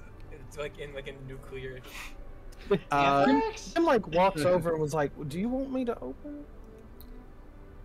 You've died enough times. Can I check to see if it seems like booby trapped or anything like yes, that? Like, yes, you can actually do that. Yeah, and like that would be a thievery check. Yeah, she's not stupid enough to like ooh, what's this pipe bomb? It's like the pie from Spun. Okay, yeah, with a 33, June can tell that is that unless it is like, basically the only way that this could be a trap is if inside of it there's a sheet of paper with an explosive rune written on it. The envelope itself is not trapped. Okay, she opens it. And like 3 runes of explosion. Just very slowly, just kind of cautiously, just to see what is inside of it. When you open up the large envelope, inside is a couple of sheets of parchment, and on the very top sheet of parchment, as you're like sliding that out, right at the very fucking top, you see like from Mistress Umber to June Julie. She quickly, kind of not like well, let me stealth check, see like how. Yeah, 31. Yeah, she like everyone else, she is still stone faced and everything like that. Inside, she just kind of goes like, and just like. Oh, she made another stealth check. Like that was more like for like. She's trying to hide her feelings in that name. Yeah. And like to not like give it away. Would we have to do like a perception? With a 31, no, because June is the one who's actively hiding it. She just blew past everybody. Sorry. Didn't mean to jump the gun on that. My bad. I was just more trying to like keep it fluffy and stuff. But yeah, she's stone-faced, but she keeps the envelope very close to her chest, and she reads it though. The first page is primarily just simply a like very cordial, like sort of like greeting, like I hope that this letter finds you well, kind of like stuff. The reason that this is several pages and the pages are also very large is because you can tell Umber wrote this herself, so this is her own handwriting, and she is a very large person, comparatively, with very big hands, so like this is very large print, very large print on the letter.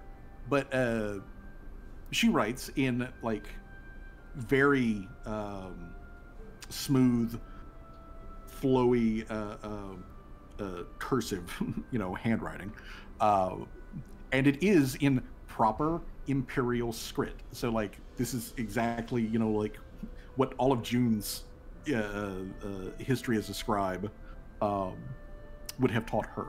So anyways, the letter from Umber specifically is first of all asking if or hoping that June is doing okay, and then at the bottom there's like and kind of sort of I hope the rest of your like party members are kind of like thing at the bottom. But the second page is a map, and it is a map that shows like the region, where the camp is at, and then you've got the mountains that you guys were vaguely like moving, heading when you headed up to Laurel, and then over those mountains there's like another high plains bit, some really really tall mountains, and then on the other side of those really really tall mountains there is a area that has been like X'd on the map, and the last page is a official political like cordial invitation for June and whoever June wants to like bring along with her, i.e. like the party or whatever, to visit the domain of Mistress Umber, and a map on the like where the hell that domain actually is.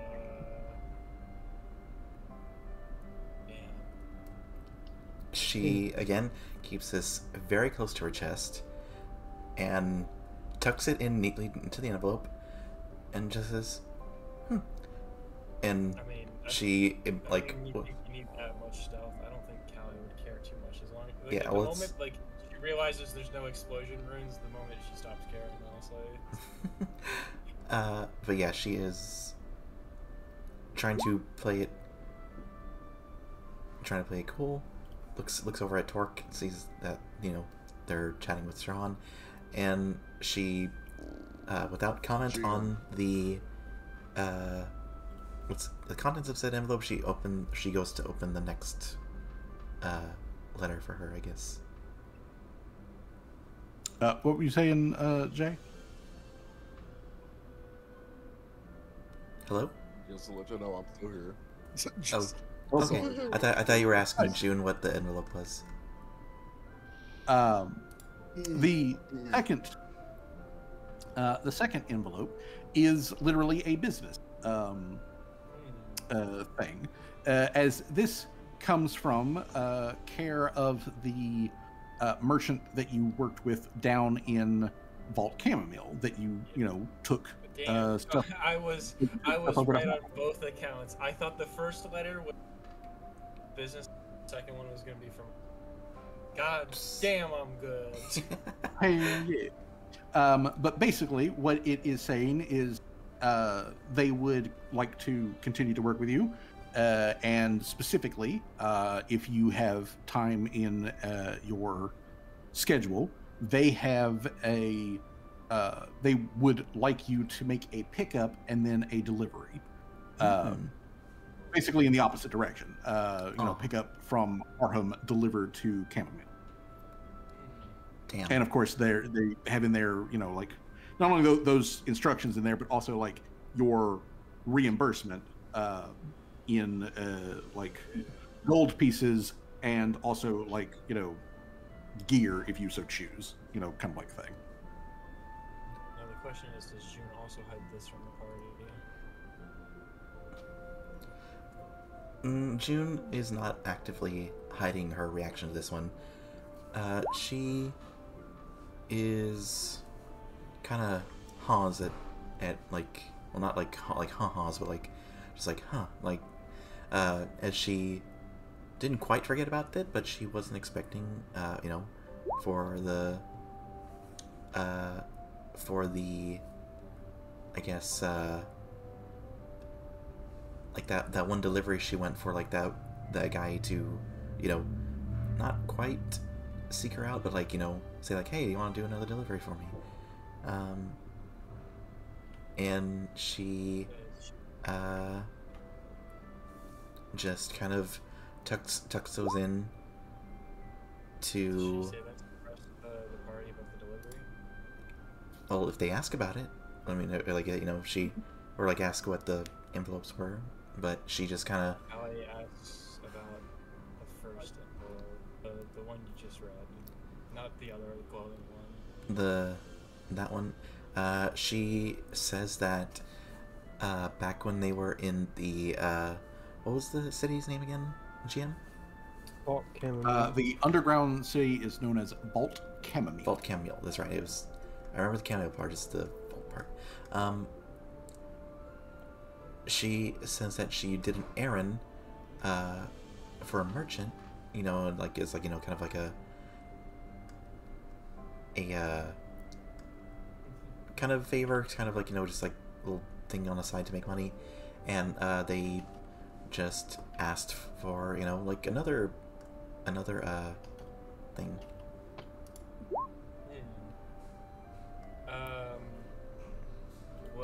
Where did they ask this delivery to be taken part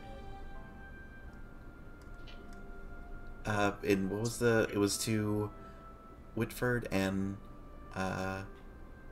it was it was Whitford, and what was the other one, GM? Harham. Harham, yeah. So Whitford to Harham? The delivery is in Harham, so pick up is in Harham, and then bring it to Vault Chamomile. Oh, I see. I think Callie would ask, like, are you thinking of doing that? Well, they haven't done wrong on me yet. It could be Because Callie would also offer, is like, well, if you're too big,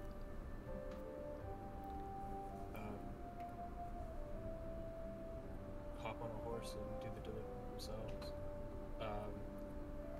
But if you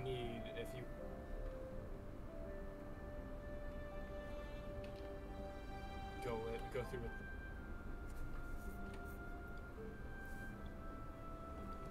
with. It depends on if we have any. It depends if we have. Callie would also like bring up the fact that, like, if we can set up. I can't cut out there. What was that? If we could what? Automate it, like have somebody specifically tasked with delivering for this. So that we that could worry be. Too much about it. That Especially could be if the we, case, like, but need to I go think off. they might need. I think they might be looking for.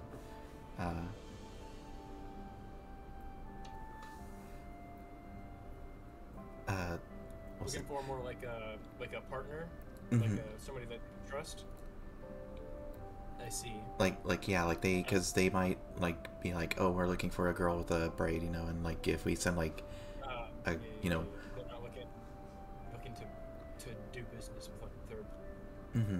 And it's just, you know, courtesy, but Understandable. I'm just saying, I was just offering. No, I appreciate it, Callie. Sorry, just my mind's in another place. I did want to ask you something though, Callie. You know, and like she tucks the other, like both envelopes, you know, behind her, like under her arm, like kind of like not out of Callie's sight, but she does like say, like, you see, I did want to ask you something. Well, let's just say I have had sort of a track record getting grabbed by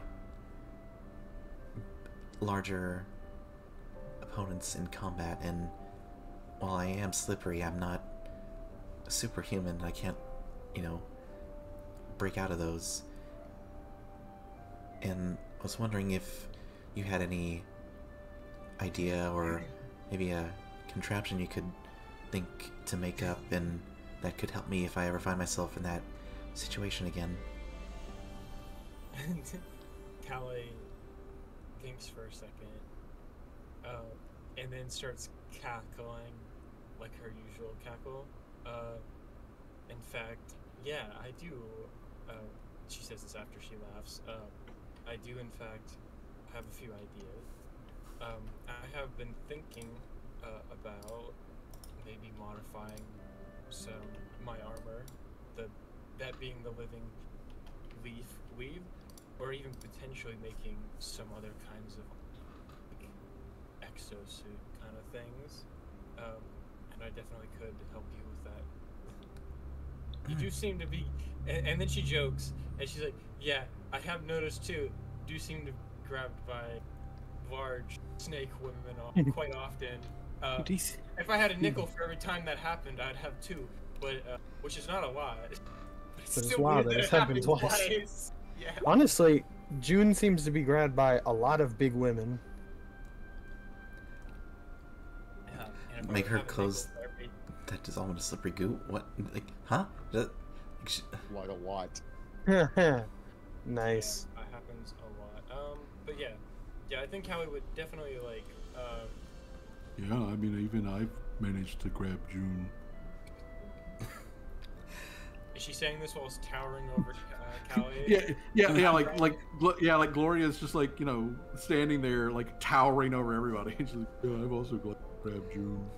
So June kind of cocks her can head. confirm. June kind of cocks her head and says, "Well, with you, I like it when you grab me. This is for people that I don't like grabbing me." Callie raises an eyebrow. That goes back to what she was. Callie, you notice that Callie starts like writing. Again, she pulls out the notebook she always has, starts writing some stuff down. It's like, I definitely think I can come up with something. I have been thinking about modifying a version of living leaf into some sort of something like that. Whenever I end up coming out with the God damn it. When I ended up coming out with design, I would definitely you definitely would need them. You do good Well, grabbed by larger individuals, I've noticed. Statistically higher than the rest of the Well, as June, she's like doing the math and June, seeing like how often it is. June rolls her eyes at that and just says, "Well, I just know that you are the expert when it comes to crafting gadgets and stuff like that. I just saw you had like a lot of tricks up your sleeve, like those stones that you throw at people to that like kind of did like a flash. What were those? Like those flashbang things you were doing, like the thunderstones, right? Oh, yeah, thunderstones. Those are. I've been meaning to concoct to upgrade that a bit, but they are very useful. She says, being a bit modest about the fact that she wants to make a stronger thunderstone. I have been thinking of concocting a version that also does flash, so that they're blinded and deafened at the same time. Flashbang rocks. Yeah, flash. flashbang. Flash rock. But then Callie does after like writing down a bunch of probably like nonsense that you probably if you were to like try and like look at or get a glance at, you probably wouldn't understand it because her handwriting is like atrocious, and like the way she writes is also just like it's not very understandable. It's like one of those like you know how with like most geniuses they have like make a whole lot of sense. Callie's like that, but like times like 300, where she has like a particular way of writing that since if she were to die and her notebook were ever to get uncovered by like an archaeologist, they have to do like to like understand how she writes. We have to find the Rosetta Stone. Yeah. This must be a different language. But after she's done writing like a wink and like a thumbs up, I can do it. I can anything. She said, I am capable of crafting anything that I put June gives her like a smirk, like a happy, like I wouldn't say like proud kind of, but just like a like kind of Clever girl. yeah, like just Clever girl. just well, I would appreciate Callie. Thank you. And it's been kind of looks back like around like to the distance, seeing like the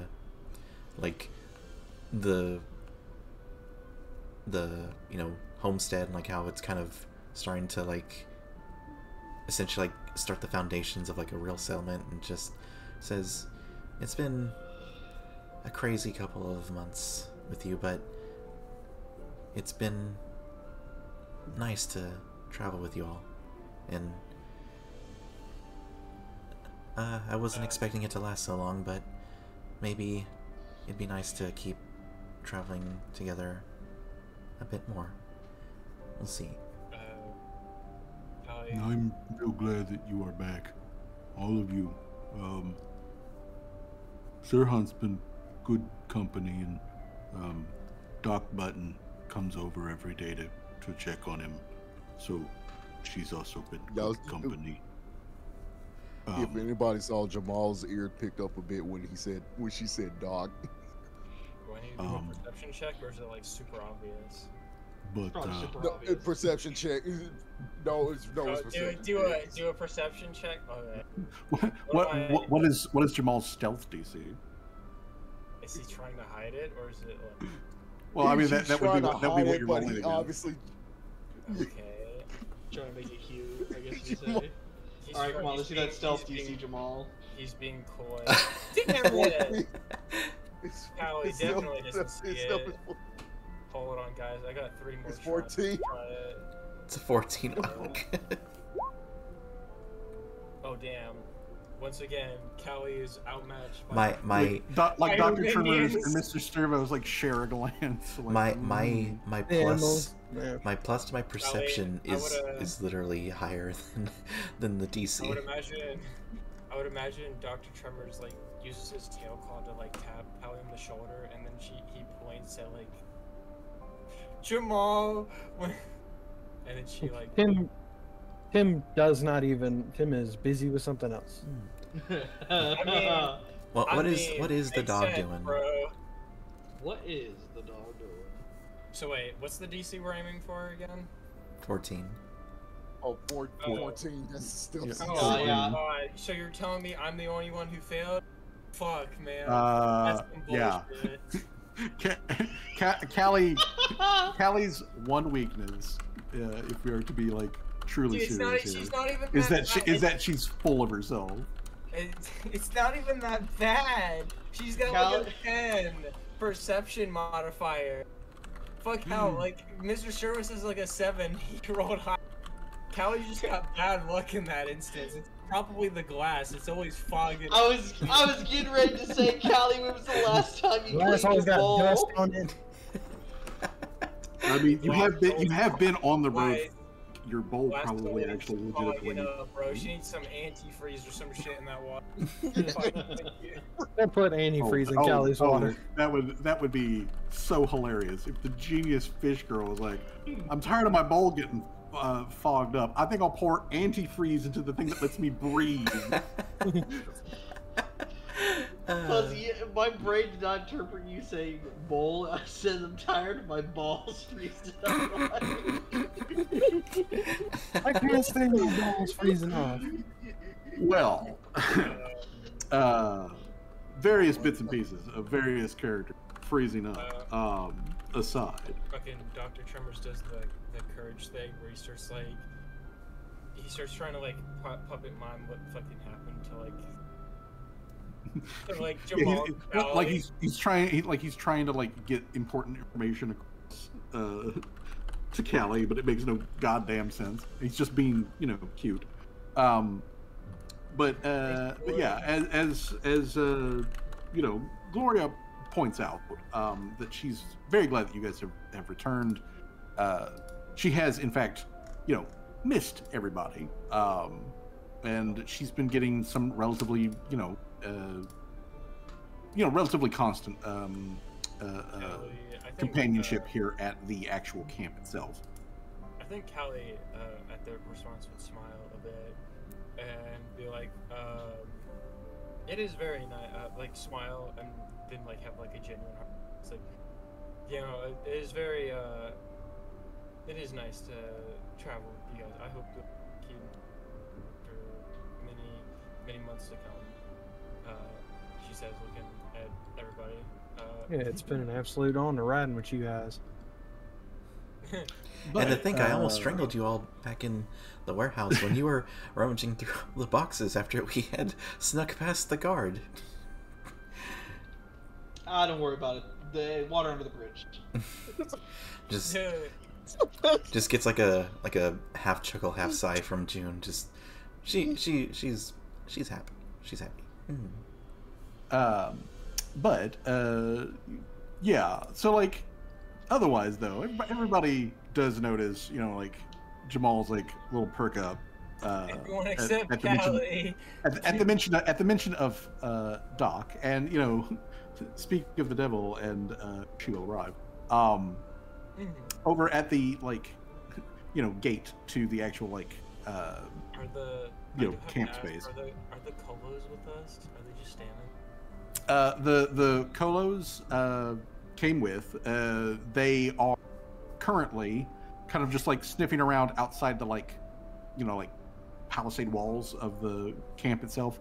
So they are like no more than like 50 feet away from you, but they're not like really in the camp so much. Gloria does not know who they are, so they are not currently allowed in her camp. Understandable. I would think. Would Callie notice that? Understandable. Well, I mean, like when you guys like approach, and then like you know, as you're approaching like the gates and what, and then you know, this giant trollsch woman like lumbers into view to like where she can make eye contact with the with the Colos. There's a slight little like quiet like tactical yip that comes from Termite, and they're all just like, we'll just like fan out and not go into the camp where there's the giant lady. We'll just like fan out around the area, just, you know, give a sniff. Yeah. Less that they were. Yeah. Less that she was just like. Yeah, Gloria.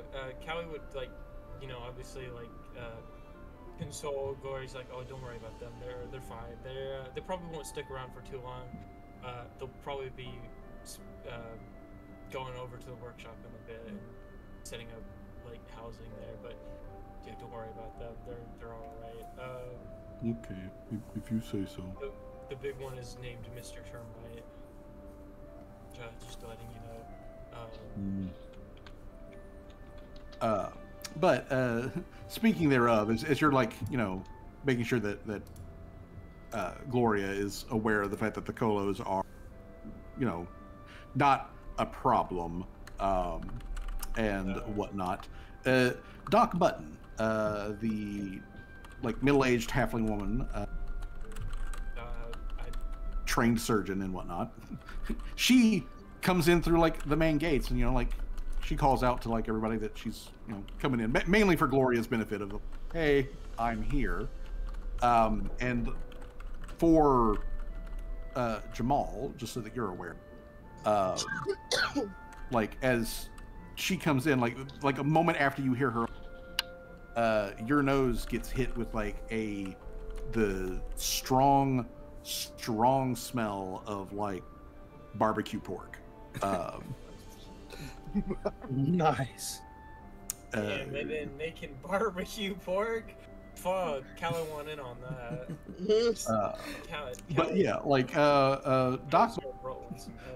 Doc Button shows up because she's continuing to like, you know, monitor Sir Han's recovery, which, according to her, he's basically, you know, like back up to speed. He's got some scars that'll probably never fade, but like, you know, he's mostly moving.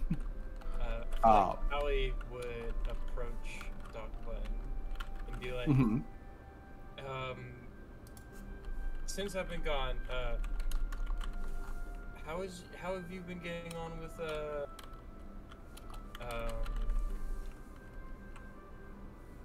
Minao? You know, he hasn't been giving you any trouble, right? Make sure, just check in. Mostly we just sort of like try to stay out of each other's way. I think, legitimately, Ms. Vino, I do think that Manal's medical condition does represent a potential, problem for the community at large.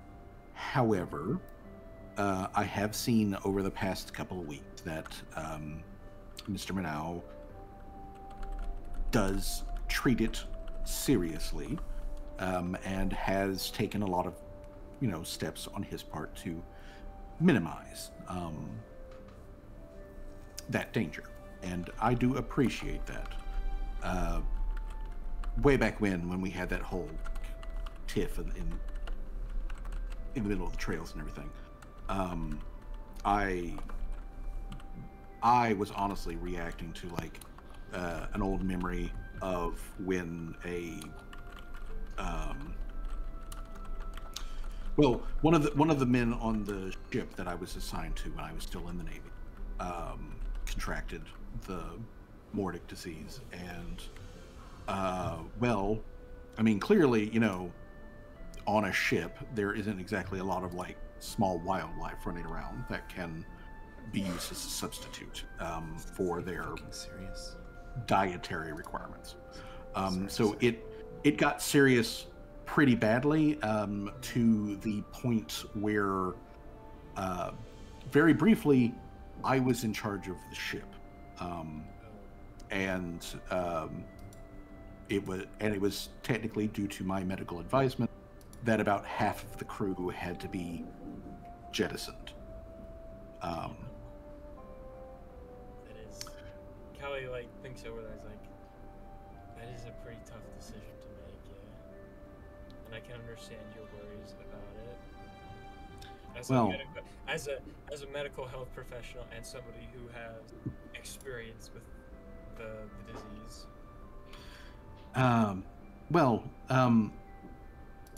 I think, though, that at least for now, I believe that Mr. Manau is doing the best that he can in order to limit his potential infectious nature. So I do appreciate that. We have had a couple of conversations in the time that you have been gone. They have been mostly not shouting matches, so I suppose that's positive. However, I'm here at the moment, though, to let Mr. Sirhan know that I don't think that I honestly need to continue any more of his condition. I believe that he's up to go. Although, since you are here, this would be a good opportunity for me to let you know that your brother Rusi, he has come to me a couple of times for some pain and unpleasant sensations that he's been having with his atrophied and replaced limb.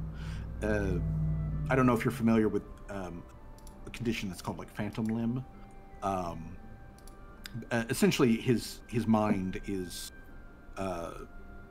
sort of forcibly imagining actual arm, and therefore it's imagining sensations coming from an arm that he technically no longer has.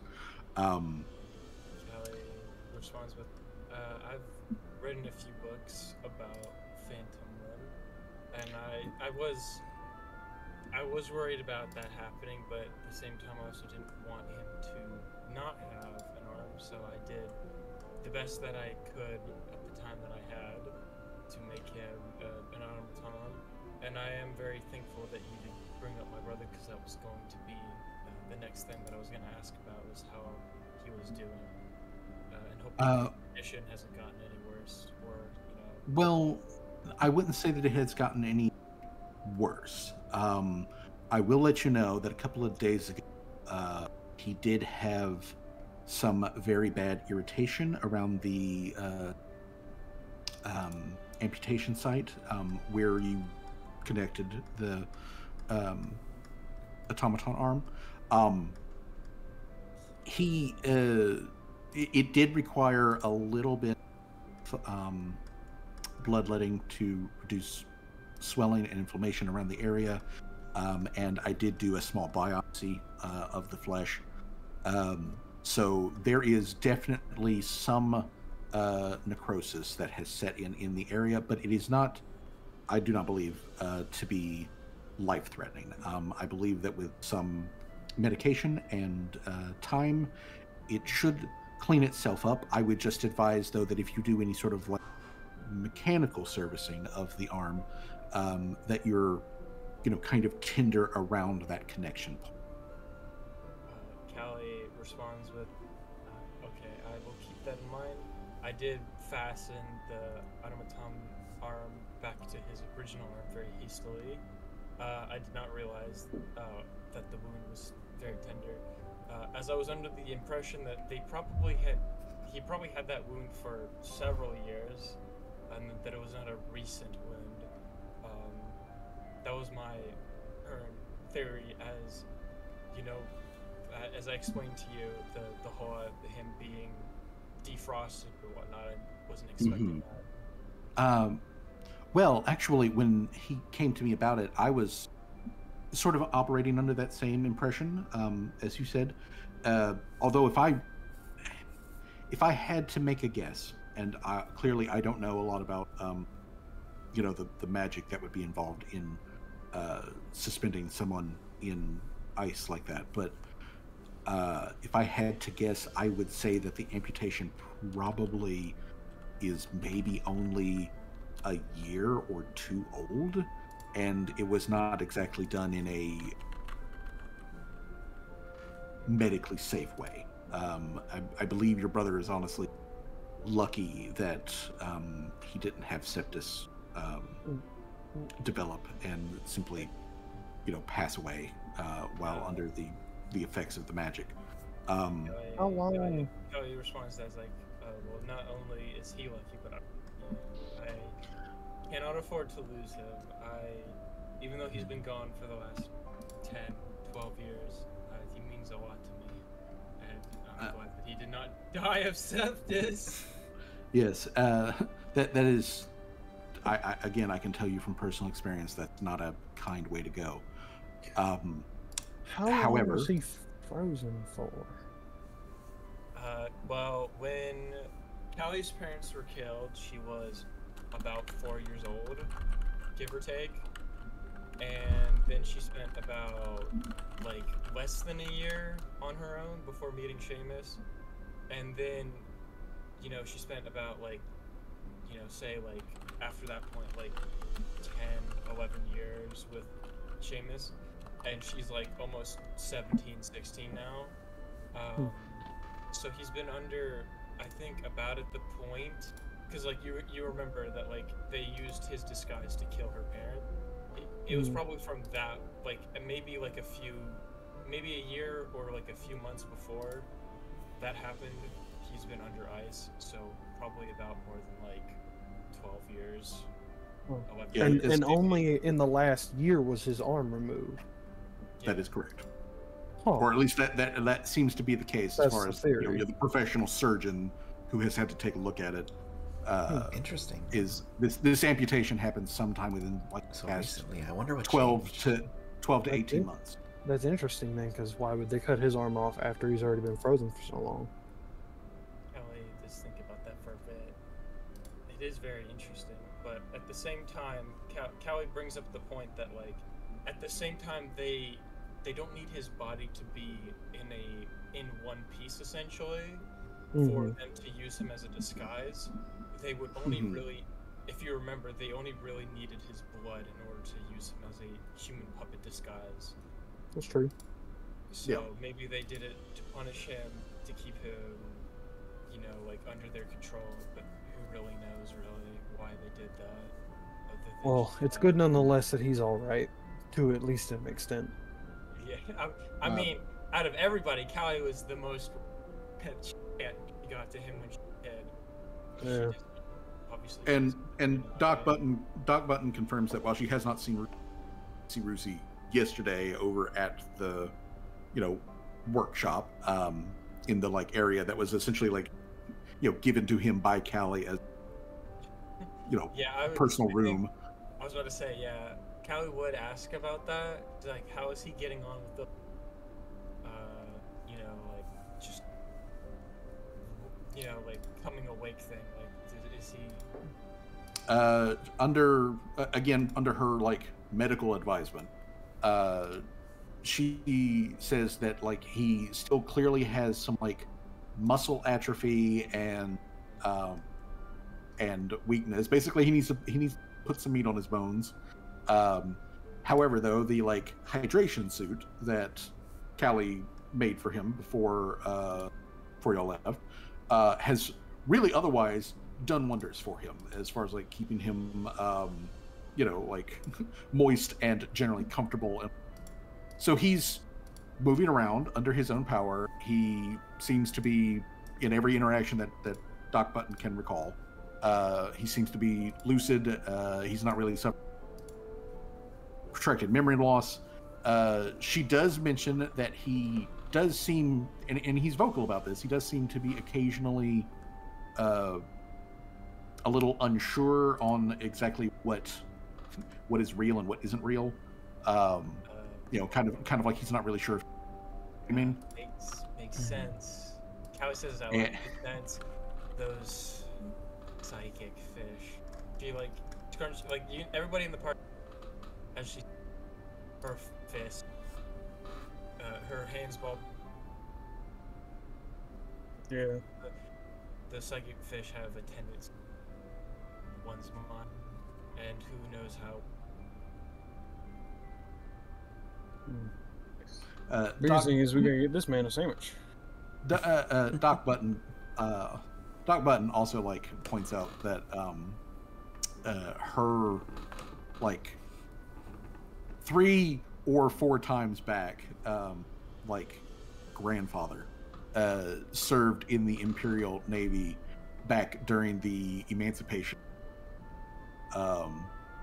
from the Veiled Masters, and while she doesn't really like know anything about that time herself personally, it was always a kind of like a story that was passed down through the Button family that her like 4 or 5 times great grandpa was on the deck of one of the ships where they were dropping the depth charges down on the Veiled Masters. And she imagines that must have been quite the wild time. But here 500-ish years, past that, things are doing, overall for the Azarketti, a hell of a lot more. But yeah, the psychic fish, they can really truly skew up in a like permanent manner. But again, as far as like Doc's assessment, he seems to be doing okay. Mechanically speaking, just as an aside, what I am planning on doing when we do pick back up with the start of the next arc is I was going to have Torque, Gloria, Sirhan, and Rusi all like fully set up and ready to go as like combat capable NPCs. So if you wanted to take someone other than Torque with you, or Torque plus another guy, Rusi would also be on that like available list. So I just want to point that out yet. I have not fully built him, but he is at the moment, his skills are leaning towards a sort of like improv fighter type. He was going to be he like left the village originally, and unfortunately was unable to like achieve that. But he's extraordinarily good in a bar fight. Nice. Kind of like, and now he has a robot arm. Even better. Yeah. So Robot Bros.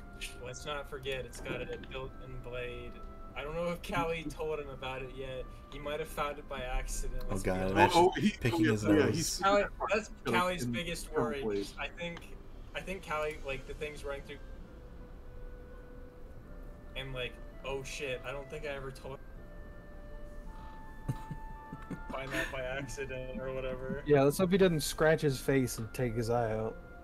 Yeah, that would be. I hope I don't need to make more cybernetic electric for him because he accidentally stabbed him. Well, well, Doc Button can confirm that other than the phantom limb pain, the irritation around the augmentation site, essentially the connection for his prosthetic, and his occasional, not exactly 100% sure whether or not he's awake. Other than that, he's good. Like, he is definitely going to need a little bit of time to continue to, but he's on that path. Rusi, while he was not in good shape by any sort of means when you guys found him, he could have been in so very much worse shape if he had not been under the effects of the cold sleep magics. So, yeah. Either way, all of the other, like, NPCs and everything, like, you know, Doc Button can let you guys know that, like, yeah, everybody else is doing otherwise generally fine. There's been some slight, you know, like, changes that have happened in the couple of weeks since you guys have been gone. She does confirm that, like, you know, because she's been going over to the workshop to check in on Rusi now and again.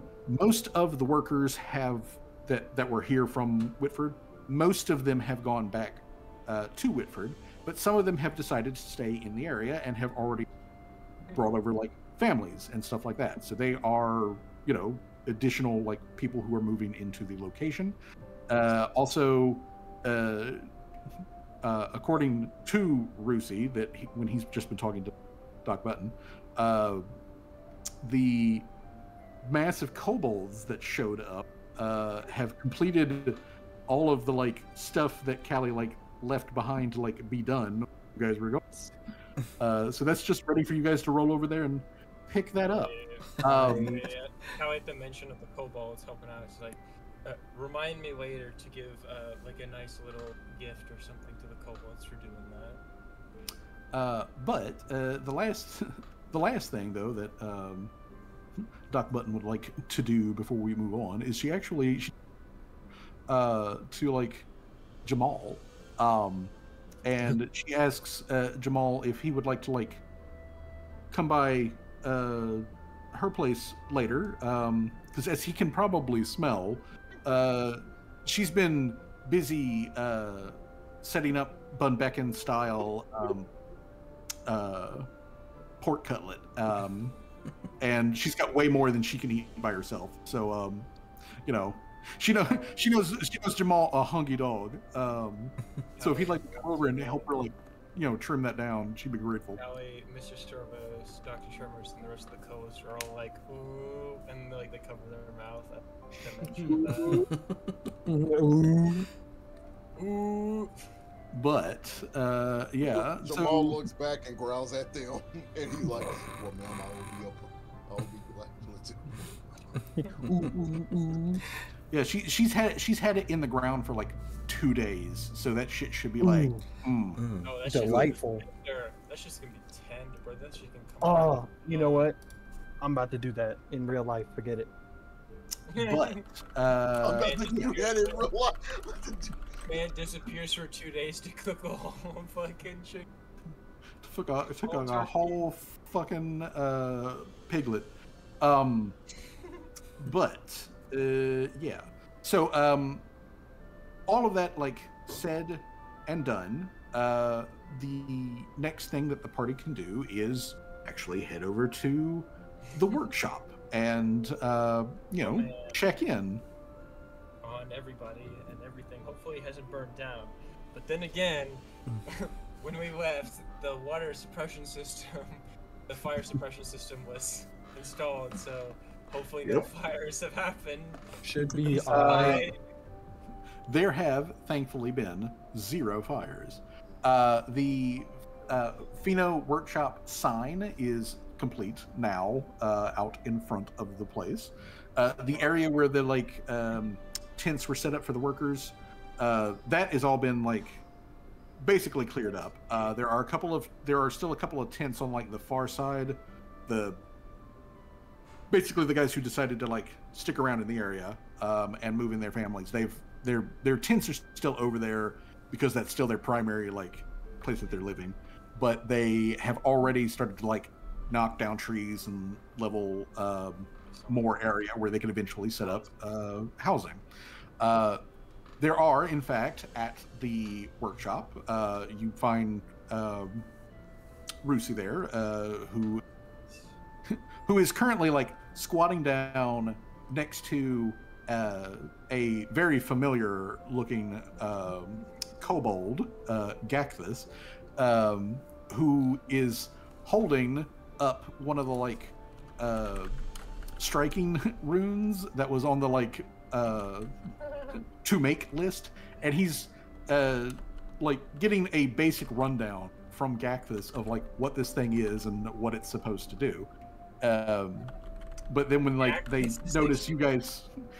notice you guys, there, oh hey, you're back. And I would imagine that as Callie got closer to the workshop, she pulled out the painting of that she got from her. She's all right, hopefully when I get there, they're outside so they see this, so I don't accidentally drop this or whatever. Well, they are inside basically the main work area of the workshop. And when the main door gets opened up, and you see them, and they see you and whatnot.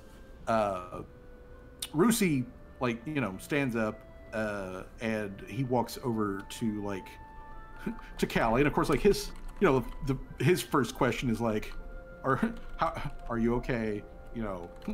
How's it going? But Gakthus, he turns around and speaks in Draconic to the other kobolds and whatnot. That hey, Lady June and Miss Callie are back, and so everybody's yeah, and they all start piling up over to meet up with you guys. And Gakthus also comes over to hand Callie specifically the striking runestone that has been finished. One of the striking runestones that's been finished. Callie replies back to Gakthus in Draconic. You did a good job, Gakthus, and the rest of you kobolds. I am very happy. And then she pats him on the head. Yes, we did as you asked, and as per our agreement, I have looked around this area and the working conditions and everything, and I find this to be acceptable. If it is all right with you, I was thinking about sticking around in the area for a bit, just to sort of keep an eye on things. I have brought a full section of the tribe with me.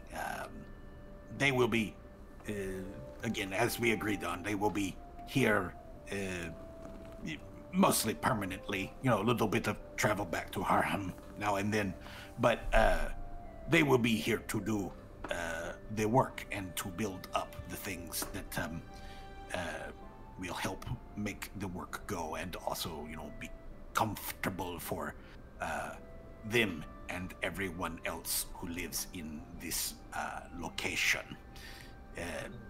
I am very glad to see that you are okay, Miss Callie. We hear from the big what is orc name? Sirhan, that guy. He say that the big troll lady, she get letters from you, and letters say that you're doing good, and whatnot. So it is good that you are back now. Callie, in her mind says, "Thank God for Tim. Remind me to applaud Tim for sending letters back that say I'm more." But then she replies back, "I am glad that stayed." Speaking of new residents, she turns around and sees a single file of like colos. Like, I have brought with me now that I treat them well. Their leader is a guy. He's named. And I was thinking, sort of like a guard protection, like group that will, patrol around the city and protect. Makes sense. Yeah. So yeah, treat them well. We you will guys get along, bro. We will do this for you, Miss Callie. We will make sure that we have a meeting and discuss things for disperse of tasks and labor. This will probably also require some of your attention, but I think we can figure out most of the small details without your direct involvement. That rune stone that I gave you, it is one of the ones that you ordered to be finished. They are all complete now. So is obviously very pleased by this. Like, I am very happy that you have completed them. Yeah, this she pats him on the head, obviously again. She does usually. To give him a good job. I will see too that those matters that you have spoken about that need my involvement. But it is good that you guys have micromanaged to a point where you're able to govern yourselves without the need for my presence. It has not been hard. I know that this man is your brother. His name Rusi. He is a good guy. He has been full of questions, though. He say that he spent a long time asleep, kind of magic thing. I do not understand details of that, but I have heard, stories. I think one time I hear Miss Torque talk about something like magic sleep thing. But I have been trying to make sure I explain myself and what actions the rest of my tribe are doing for him. He nice guy. I also have meet with lady halfling, doctor. I forget what her name is. Doc Button, Callie, kind of like. Yes, Doc Button. That it. I meet her many times. She is. I was a bit concerned because she is, Navy, Imperial military force. They, historically do not treat us very well, but she is she also very nice. She definitely do care about the health of your brother as he is healing from this magic sleep thing. But actually, I did have sort of one immediate concern, though. I have not seen it, but I have been told there is big magic turtle that live in lake. Callie looks again. This is like, yeah, I've heard about turtle. All right, I'm back. I'm sorry. Turtle. Though no need to worry about the turtle. From what I can tell, it is docile. At least that's what I was told by. It was Gloria, right? That told me that the turtle didn't want to fight anybody and that didn't want to. That is correct. Yes. All right. Yeah. The big magical turtle is intelligent, can communicate, like in common, and it did tell, it did encounter Gloria, and Gloria that it didn't have any like intent on like harming anybody. It's just a big, like half the size of a building, turtle that lives up in the lake and the forest area to like munch on. Yeah, Callie would tell Gak this as like, don't worry about the turtle. It is magical and it is extremely big, but you need not worry that it doesn't want to harm anybody. It is intelligent and has talked with our resident trollish woman that it it doesn't want to harm anybody and that it just wants to be kind of left alone and that it will be perfectly fine. Okay. Mingling with the rest of everybody. Okay. Mostly it was other halflings, farmers that live nearby. They say very big turtle, kind of scary. And halfling, the halfling and kobold, roughly same size. So if it thing that like, eat halfling, it eat kobold. Therefore, I need to be concerned. But if you say it is not want to do these things, then I will be less concerned about it.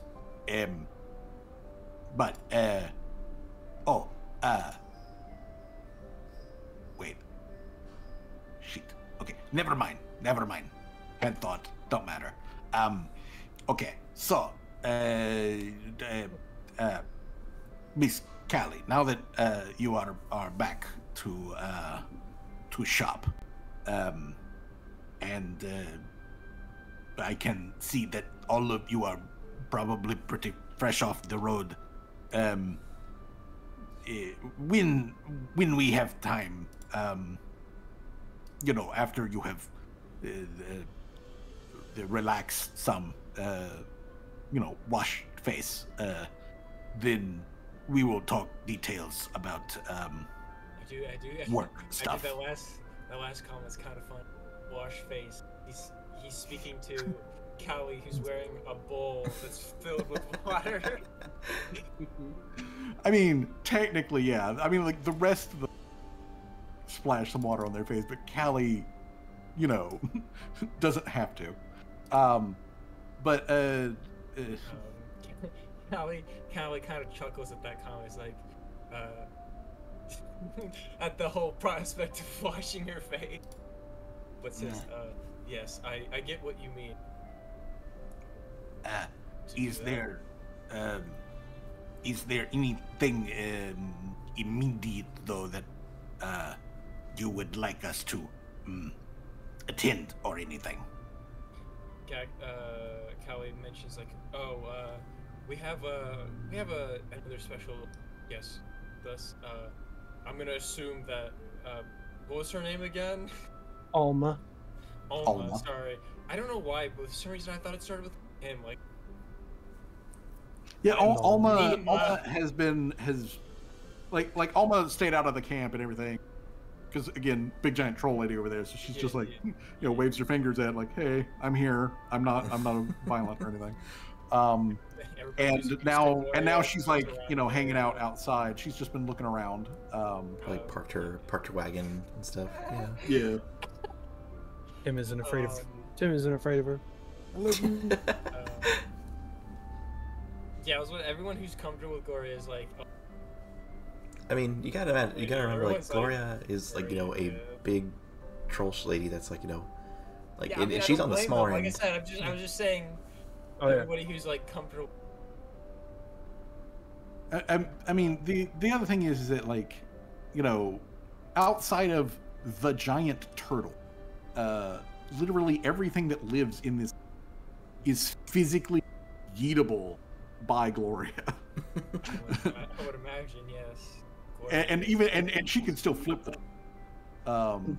So yeah, I mean, like, Gloria, like most of the homesteaders, honestly, they, whenever they like have to, like, you know, or deal with Gloria, they usually, you know, make like a lot of noise way off away from her so that she knows that they're coming, because that's the problem, is catching her by surprise. She tends to kind of freak out. You know, and then they tend to have a pleasant conversation with her. Gloria has a otherwise good relationship with Doc Button, and she has a good relationship with Trastram. Most of the other homesteaders direct, yeah, they see, you know, because she's otherwise the big, like, troll lady who sometimes wanders through in the dark, and if you should accidentally spook her, she might throw a log right through you. Boulder. I mean, we saw that first time. Yeah, exactly. Callie mentions that. Well, Callie, but then she brings up, it's like, oh, well, yeah, we have this. I do find it funny that Callie's just. I personally would think Callie's just. If you're not like super close to her, kind of like how I, but yeah, she's we have a new somebody same kind of not like, you know, like same skill expertise as now. Oma, they're thinking of setting up. Bring that up, you know, in case you guys wanted to help. Oh, okay. We will talk to Alma about what need for shop. If Alma is help Miss Callie, then we will make sure that Alma can do whatever it is specifically Alma can do. Yeah, and then Callie would also mention just like, we just help them find a permanent settlement. They're new. They might come off a bit odd, but they are good. And I trust them. If they are under your command, then it should be fine. Like I say earlier, we figure it out. And then Gacthus kind of looks over at June and he's like, Lady June, do you have anything that you would like us to attend immediately? Not immediately. I'm just glad to know that you all are doing well here. I'm happy that you all aren't living in, you know, the sewers that get flooded anymore. Yes.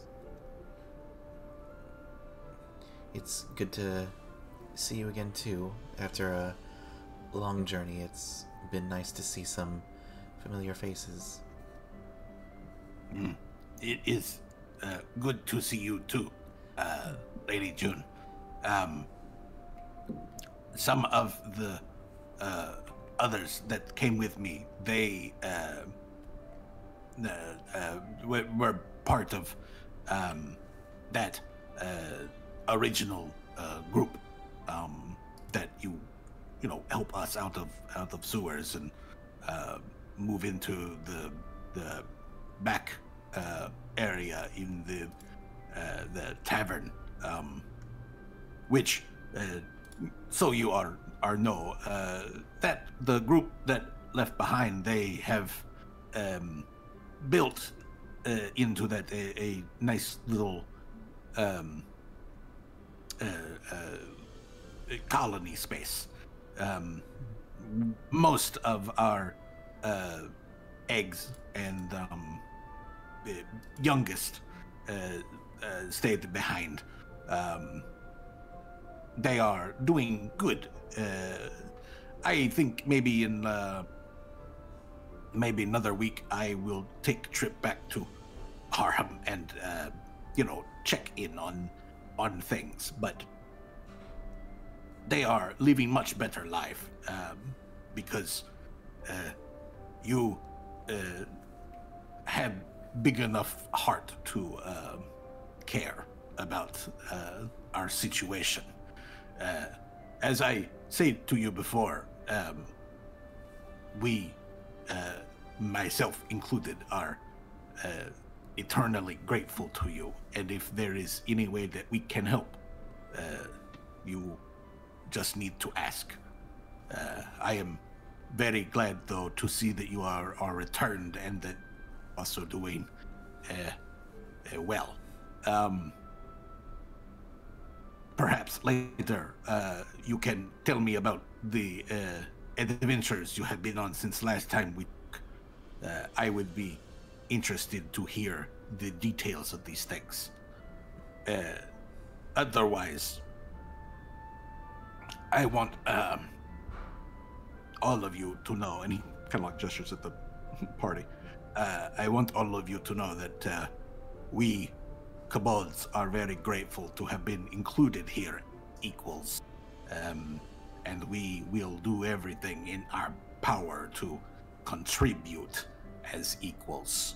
You have done very well by us, so we will do as well by you.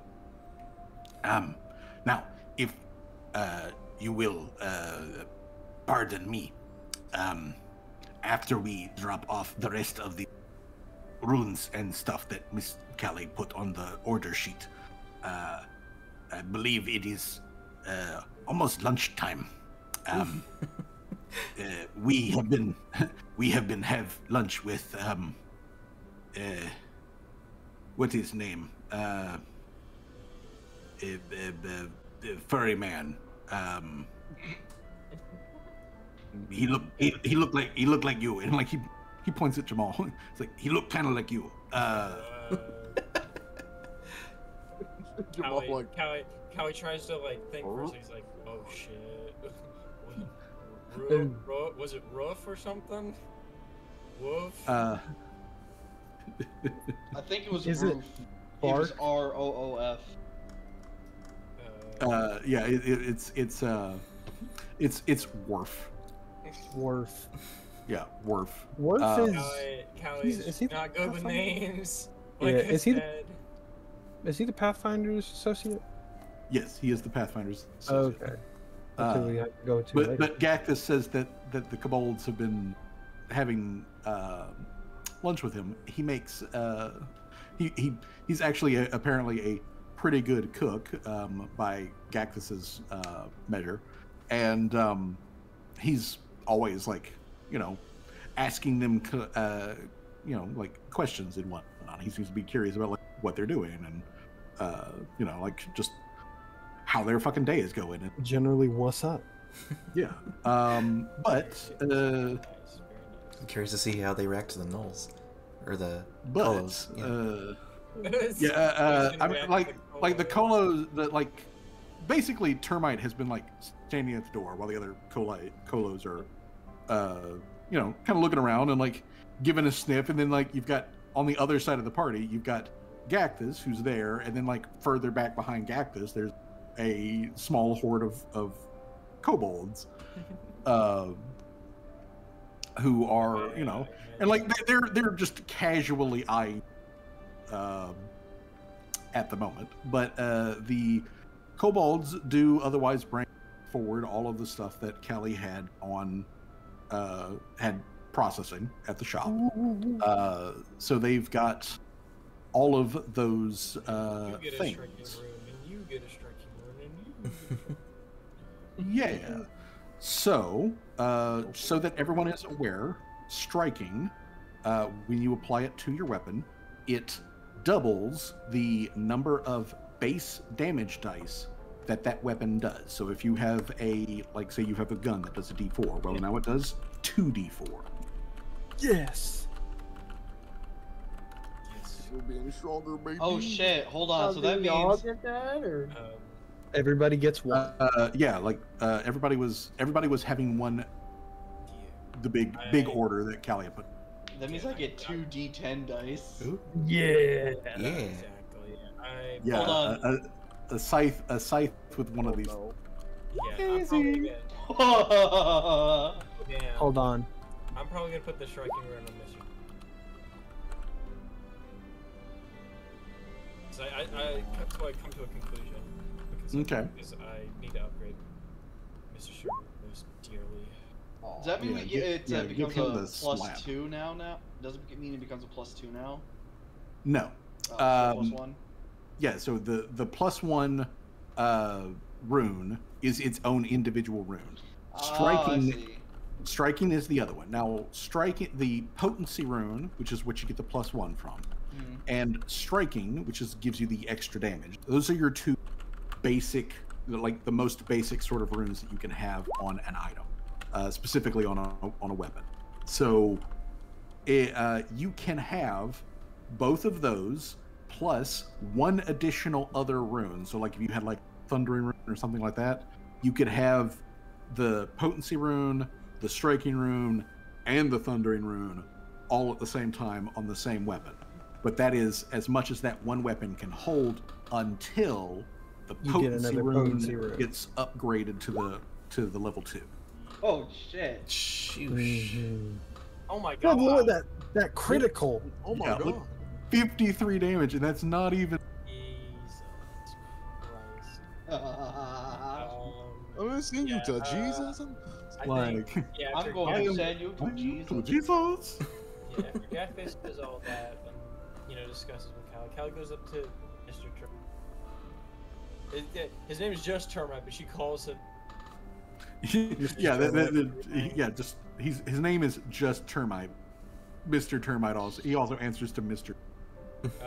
Callie says, so yeah, Mr. Termite, this is the base, the workshop. For now, I would take into account Cactus's advice. That's she points over to the kobold that she's referring to. He's gonna situate you guys and give you probably find the necessary food for you, and then just like the housing as well. He's gonna figure that all for you guys. And I would okay. And then after discussing Mr. Callie comes to the thing that since she left, he's still standing there, right? Yeah. Conversation or whatever. All right. Good. Mm-hmm. He's just been casually just chillaxing, letting Callie talk with her employees and whatnot. That would be very fucking weird, man. You got woke up a month ago and you're the person who used to be your baby sister, who's now business got a tycoon. workshop with workers. Yeah. His toddler little sister is basically a full-on adult business owner. Whose birthday? It's a bit of an adjustment. Callie goes to receive. I heard about cyber. I'm a bit sorry about that. I was under. I don't know why my mouth just suddenly got dry. I was under the impression that your arm had gotten severed way long. Well, Callie, to be perfectly honest with you, my concept of the passage of time is not great. I don't know really what they did to my head. And I don't know what they did to my arm either, really. My only real memory is So, like, I guess sometimes I was dreaming. Sometimes I may have been like awake. I know. I'm pretty sure.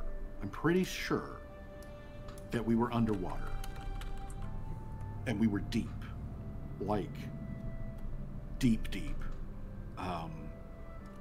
And because there was no, we were past the light barrier, and I could really feel the like pressure on me when I woke up. It's the most real like part of the memory that I have. And there was two presences. Like there was something that was near me physically, and then there was another thing that was just sort of like, you know, looming out of my vision. And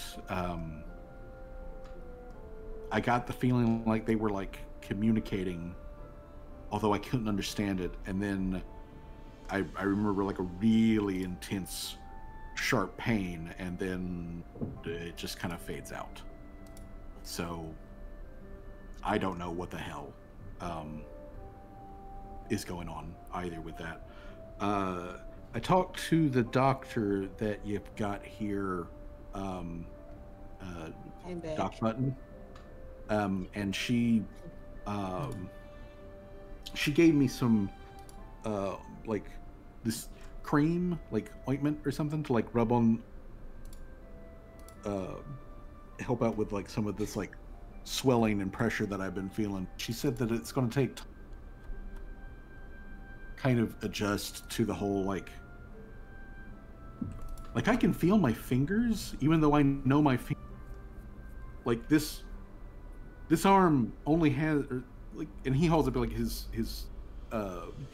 robot arm. He's like, this thing only has like 3 fingers in a but I can feel my 4th finger, and like when it twitches this happens, and like the extendo blade just like God shinks out. And he's like, that's probably not supposed to work that way.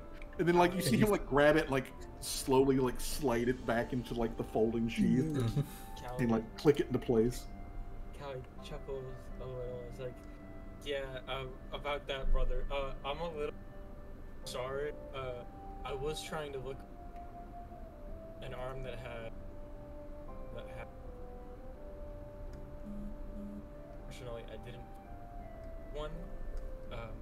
Because I did want to find one pool that you thought would be really. And so I know deciding on this one that had the extendo blade. It's just that unfortunately, before our passing, I forgot to tell you about it, and hopefully that didn't become a. I'm hoping you didn't off with it or anything. Well, I did have kind of one sort of like close encounter, and he kind of like leans down like close to Callie, and he switches over to like Azure Katie specifically, and he's like, "This might be a bit TMI, sis, but like, I had an itch, and like, I went to scratch, and like it snapped out right before the arm got close enough." And she says back in Azure Katie, "Well, it's a good thing that didn't happen. Next time I do something like install like an arm or prosthetic on you, I will make sure I let you know of any modifications that would become, you know, inconvenient if they were activated by accident or like, you know, randomly." That would be handy, actually. Thanks. And then although I really hope you don't have to install additional. Yeah. Callie Chuck close. It's like, yeah, I hope so too. I know that you've been under ice for like the last decade or so, but I hope that the arm is the only thing I need to install, because I very much would like my brother in one piece, please. Yeah, I would also prefer to be in one piece. Thank you. And then he does like he straightens up a little bit, and you can see, you know, like his face like lights up a little bit, and he switches back to common, and he throws the thumb of the like actual physical hand that he still had. but he like hooks his thumb and like points it over at the like painting that Callie walked in with, and he's like, so I guess you did find an artist that can make that then. I imagine while Callie's having this whole conversation, it's just awkward. It's like talking to Gak. It's like, oh, this is a really cool striking grip. Well, she's still holding this painting that's like almost the size of her like fucking chest or something. But yeah, she would reply back and say, I did find an artist. What do you think, brother? How accurate do you think this looks? As my memory shouldn't be the basis for it. Well, Callie, whoever you got to make this,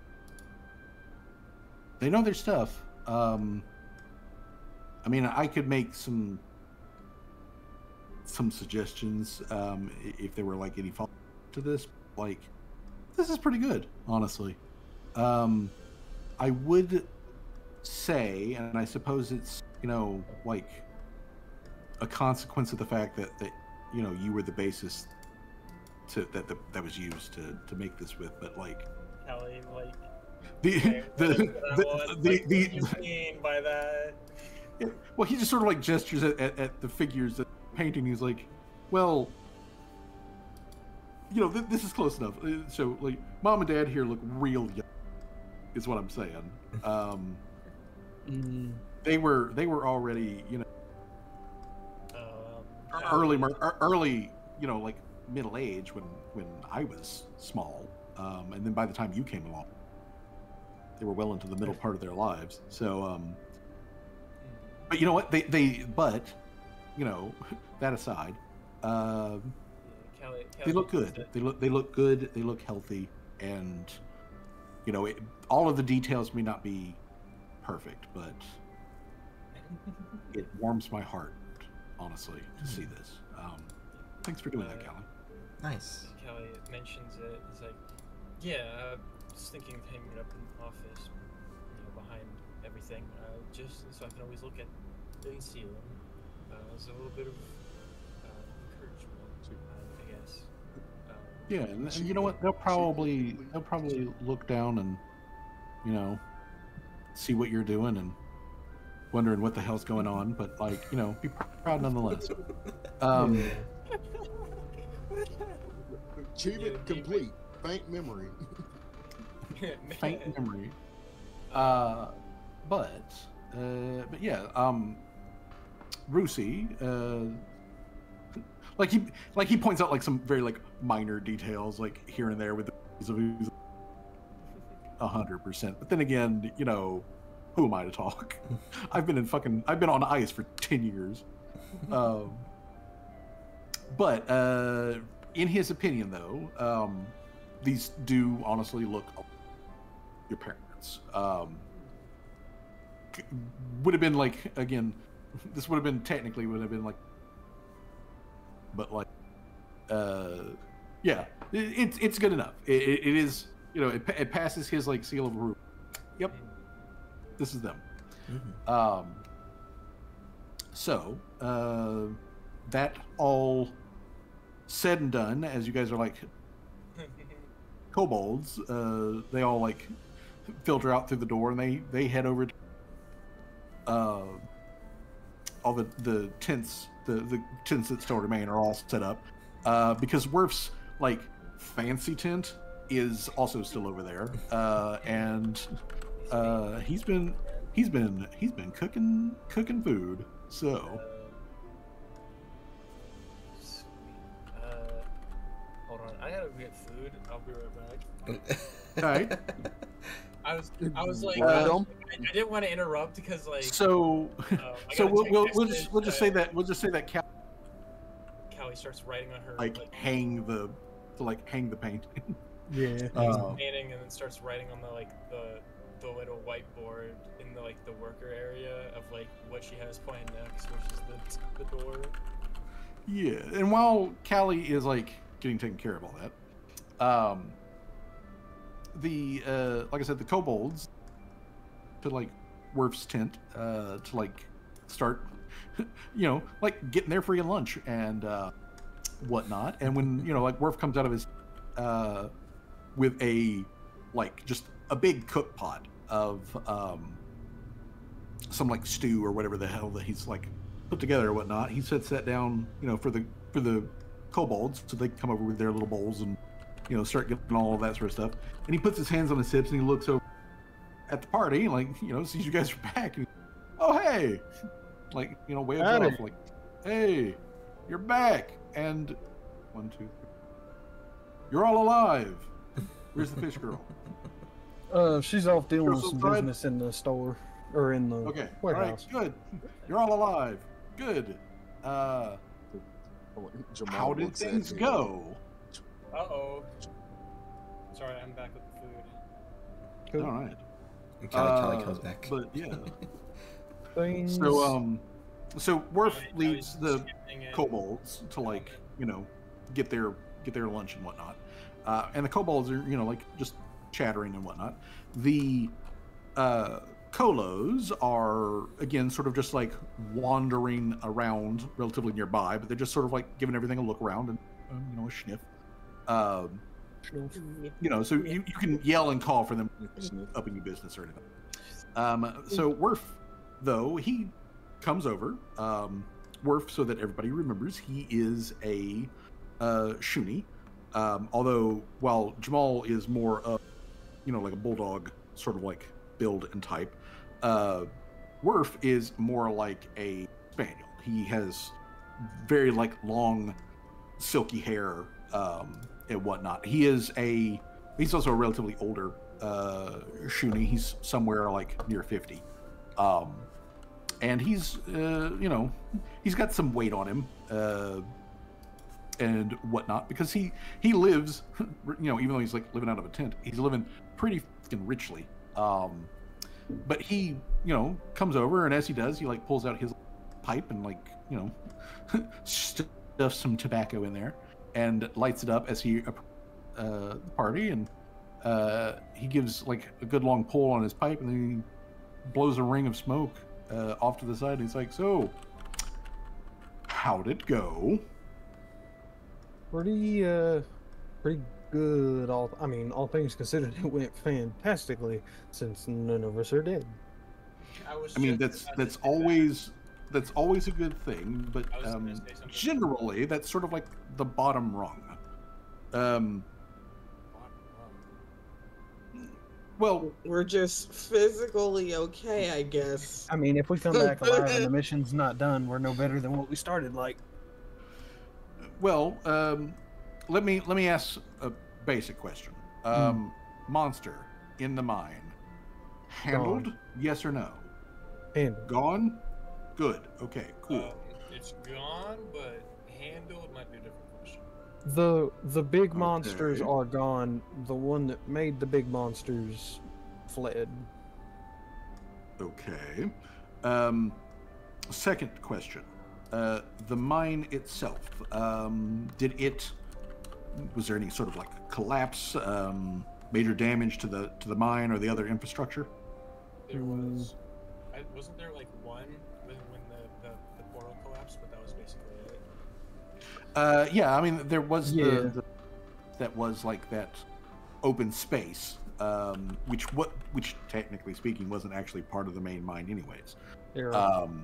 So the mine, other than taking some damage, which is basically just superficial, really, is perfectly fine. Worf's next follow-up question is like, are the miners okay? None are injured. Yeah. All right. They're all right. Unless one of them got really drunk and accidentally tripped one night. Other than that, we can't really control that. Yeah, okay. That's just them getting drunk and. Yeah, that's outside of the purview. Yeah, that's just outside of our control because they're not having jobs since the mine was closed down. All right then. Well, the reason I ask you those questions is because as a service that was asked of you to be done by the Pathfinder Society, that was asked of us to be done by the good folk there in Yellowstream, then we can count that as a mission complete and successful. Fair enough. Which, honestly makes me feel good. So, a question though for the lot of you is, how do you feel about it? I feel about being sent on mission and jobs. Well, that's part of it, yeah. But with this specific job, you did mention that big monster taken care of, person or persons ? Behind said monster. These missions, they can be presented in a very sort of simple way, Tim, but they have an effect on people. And of course, if you're even if you do come back, physically unscathed from a mission, there's always the potential of trauma and whatnot that could follow along. So really, this question I'm asking to all of you is that, given the circumstances, what you experienced and everything like that, if and I can go ahead and tell you that by succeeding at this position, we're basically going to offer membership with the Pathfinder Society, which means probably that we will also have other potential jobs for you to take. How do you feel about that potentiality? I don't know quite about the rest of the group, but I personally feel like this was a fantastic opportunity to get these people that I've known, at least for a little while before it, even closer. Maybe it's just my programming on the fritz, but it finally felt like... I love you, Seamus. But it felt like we, at least in this one, it felt like we came together as a team in a lot more situations. There were some ups and downs, as there are always with teams, but I feel like as a group, we've kind of come together a little bit more thanks to this mission. Well, that sounds very positive. I'm glad to hear that, Tim.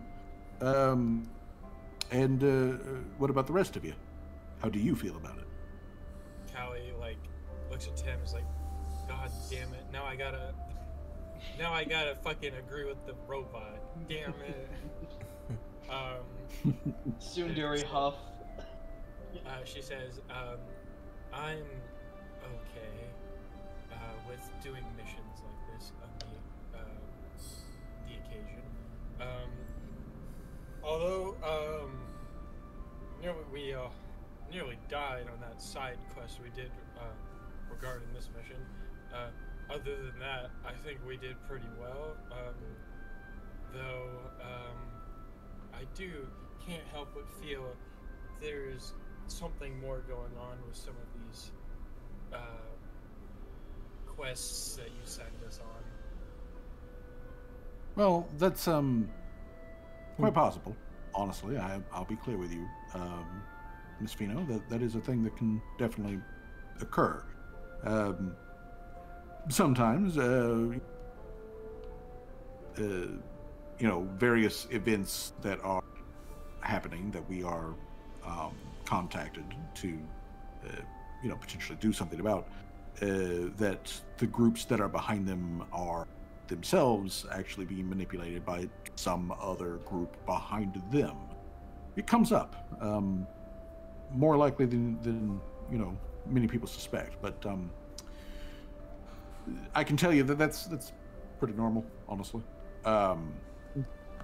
Really, my primary concern is to see whether or not this experience was either enough to you off from the whole.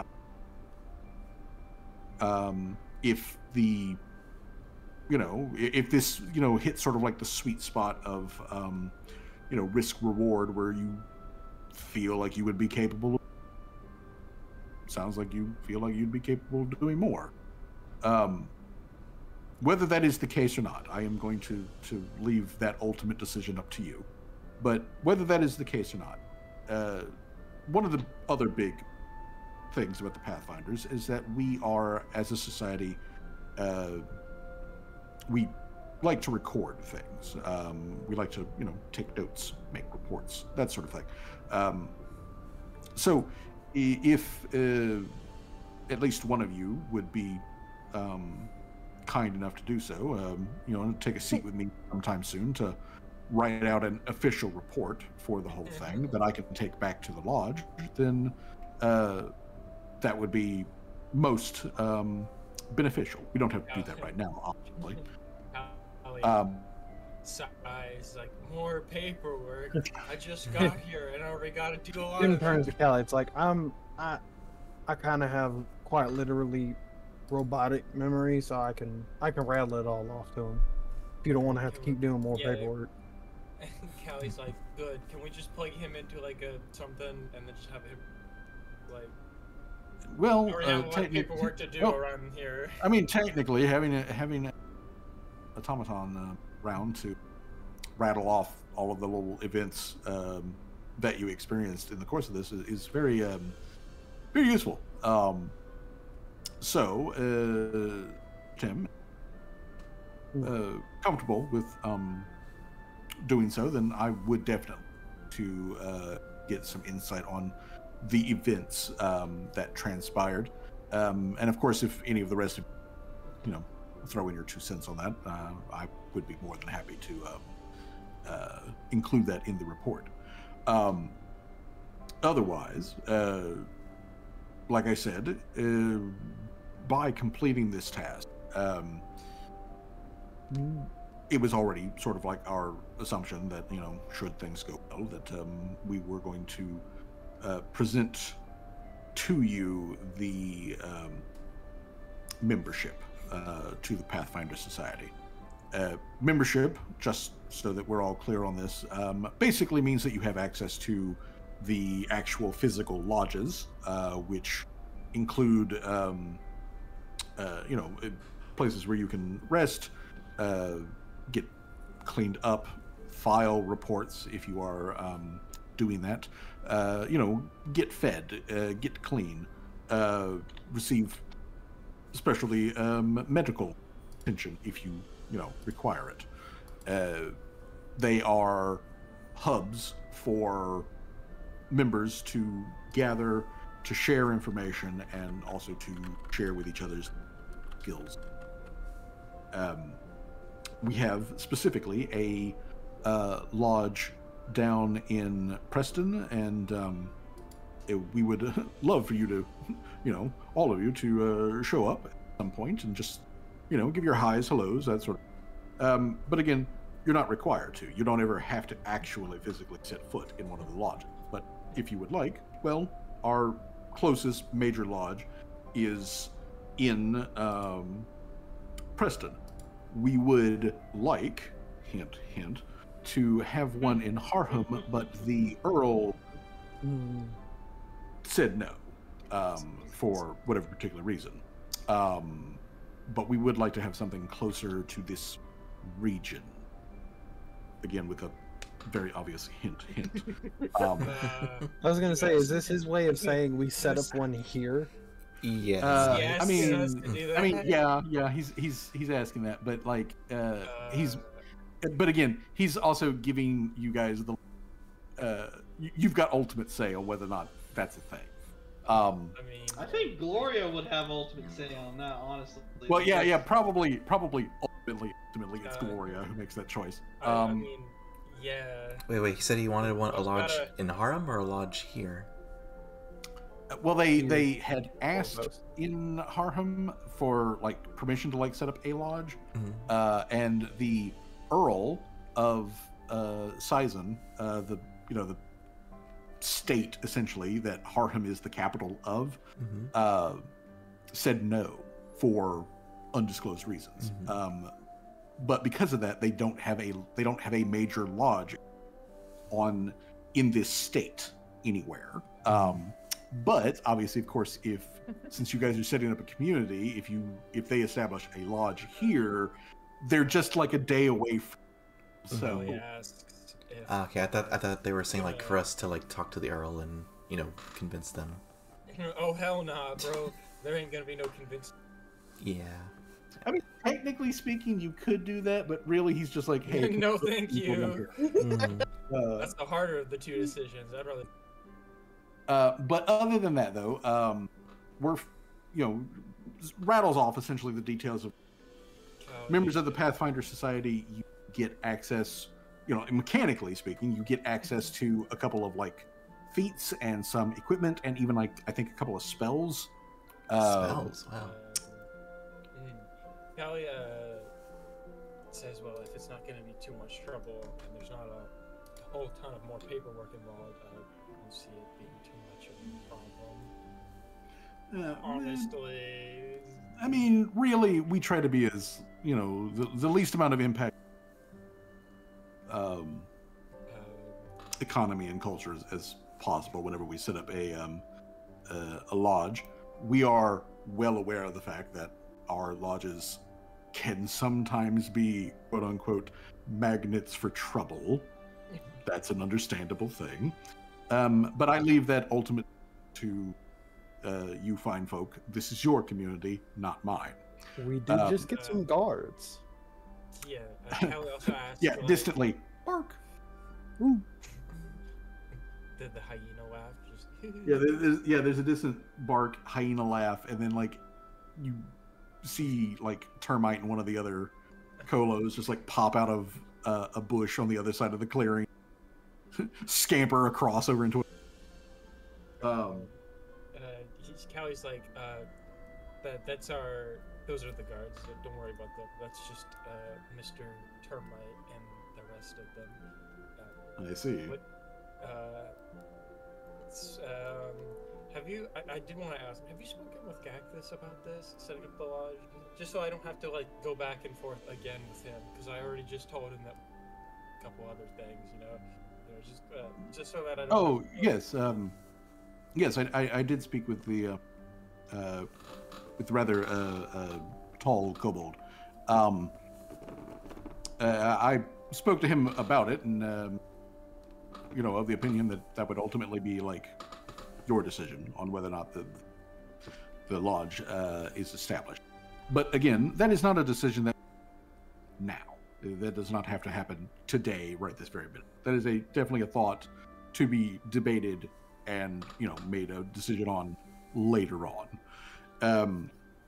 But really, ultimately, I want you to know that I'm very glad that you made it back, that you made it back in one piece, and that the threat to the mine and the has been taken care of, which means that the mine should reopen relatively soon and also take in work orders once more. So this is all very good to hear, and I am, like I said again, very glad that you are otherwise all in one piece. I will send a letter back to Preston, back to the lodge there, with my seal, and probably within, say, a week or two, assuming, weather doesn't get in the way, we should get a reply back from them with some official badges for you. One thing that may be of, more immediate import to you here over the next little while. One of the benefits of being a member of the Pathfinder Society, besides the physical aspects, is that we do help out legally should you find yourself in legal hot water. May need it then. It's good to have a lawyer on hand. Yeah, just as an FYI, they do provide lawyers. But yeah, so Worf, gives you all the lowdown on all of that. And over the course of the rest of this day, most of the other NPCs and homesteaders and whatnot will, sort of like drift in and out and be like, oh, hey, you guys are back. Cool, you're alive. And like just let you know on like small things that are going on in the area. there isn't otherwise anything really like flashy or special. The only other nifty thing that kind of sort of comes up is at one point when Trastram wanders by with his like seeing eye capybara. Is there a kobold writing on it? There is a kobold writing. Nice. Whether Trastram is aware of the kobold, unknown. He doesn't make any mention of it whatsoever. It's a kobold. But yeah, there is a young writing on the capybara. The capybara, is a friend to all, so it's okay.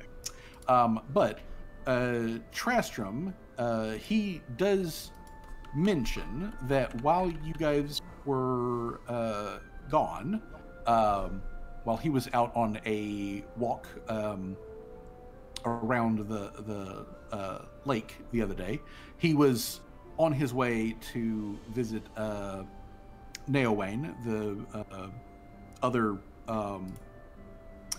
monkey person. I forget what the race name is called. But the other monkey person that lives here, like, does all the like orchard stuff. Oh God, what is it? Is it like the word that keeps popping? Veranda, but that's not it. That is wholly not it. Oh God, what is it? Venera? Oh God, what are they? The Venara. There we go. The Venara. Okay, so like the other Venara that does already live in the area, Neowane. Trastram was on his way to like visit them, and while he was on his way, strong wind, and he heard like really, really loud like wings, like the flap of like wings, but like super loud. And he says that a woman, a voice that he's like familiar with, in that like he's had like a couple of what her name may be, or what she may be, that she briefly like showed up and like had a conversation with him that vaguely sort of like involves the party, but like basically what she told him was what she told him was that she had recently traveled back into the area. She apparently gone for whatever reason, but she had traveled back into the area, and back into the area, she saw a group of humanoids. He clarifies that she specifically said humanoids, like that's the term she used. That a group of humanoids, she spotted them traveling off-road, like through the wilderness, vaguely in this direction. They were a few days out. They were moving vaguely in this direction. Which direction? And to the like north and east of the camp. Northeast. Okay. So like north and east. So honestly, up towards Kadlaka's Grove and that area. But like several days out, she had spotted them, and the reason that vaguely has something to do with the party is that she was telling Trastram so that Trastram could eventually communicate that she had spotted them, and they seemed to be heavily armed. Well, good thing we got guards now. Bark. Watch it. Bark. We got protection.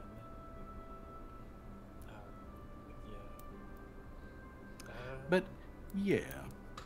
Other than that, though, it's been pretty calm. On a later date. Where is Minau? If if I may ask, did I see him at any point? No. Manau does not pop up. Manau's Manau and House was supposed to be somewhere over here in the marsh. It is shockingly lacking of Manau and House. Callie's gonna go and search for Manau because she, after all this, remembers, oh yeah, I still have that bottle of alcohol I got for, and totally, you know, had a lot of trouble getting. Well, it is really easy to find House. We need to go over into the marsh, as House has set itself up and has like either is or has constructed a like raised walkway so that you're not like walking through the marsh as you like walk over to the house itself. Nice. I was gonna ask, but when you do get close, pustules that's like growing out of the quote unquote wood of House does like open up like an eyeball and like flick in Callie's direction. And then I remember that I am seeing Manau, and then probably everybody I asked said that they did not want to go and see him. So the House opens the door to the front. I do want to point that out. Does anybody else? I mean, obviously Seamus goes with Callie. Yeah. He has no reservations about him. Anybody else? I doubt it. Is anyone else going to visit Manau, the swamp? I'm good. In the house that possibly eats people. A swamp after. I'm gonna tell you right now. I'm gonna tell you right now. Jamal just straight up just went to Doc's because he was feeling hungry. I was thinking that like Jamal this whole.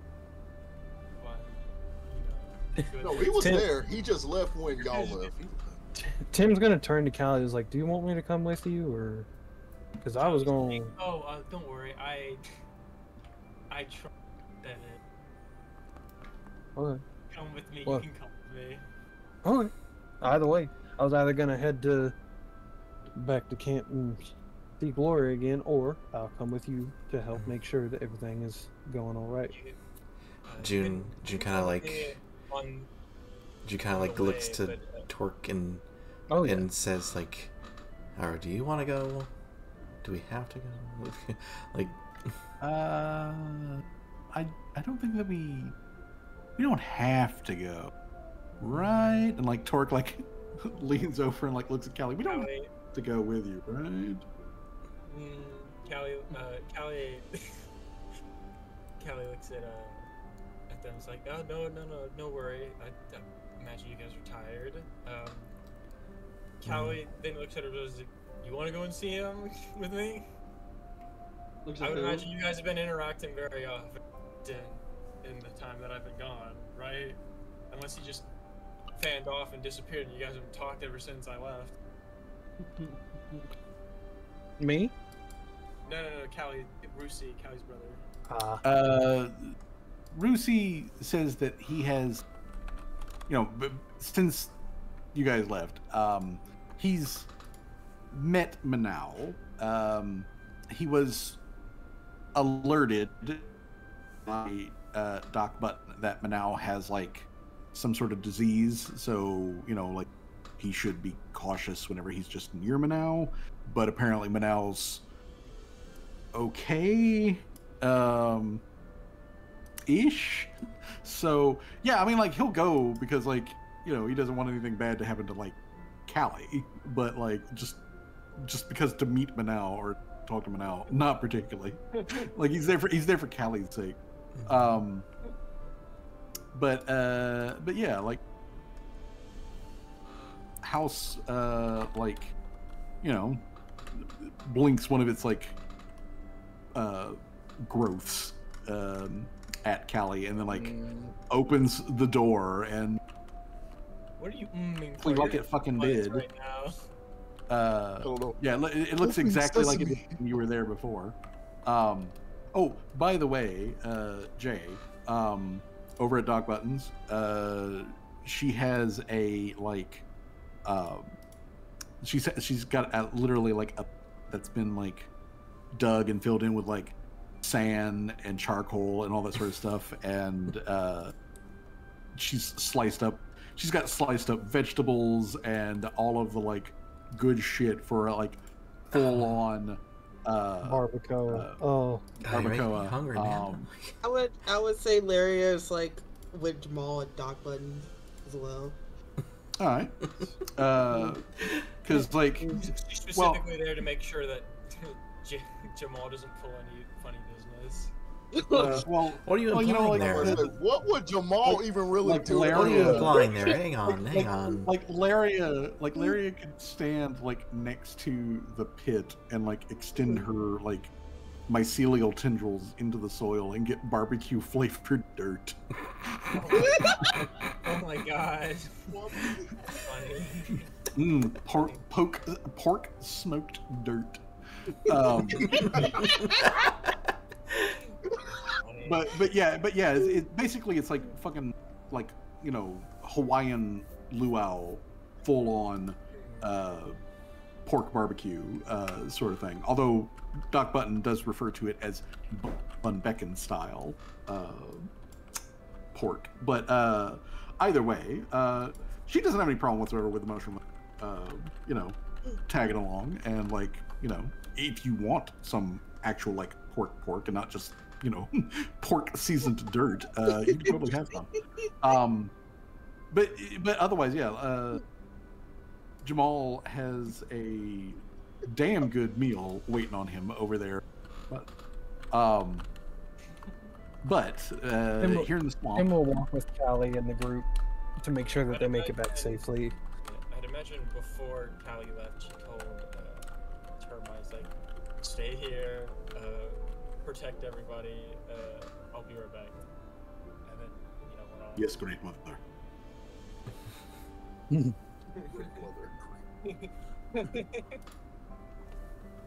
So yeah, he barks out like, you know, he disseminates, you know, that order to the rest of the colos, and all the rest go into like, you know, scan and watch mode. So they head over the swamp, and they're in the marsh. House is waiting and opens up the door for Callie. The inside main room, just like it did when you first entered House back in Whitford.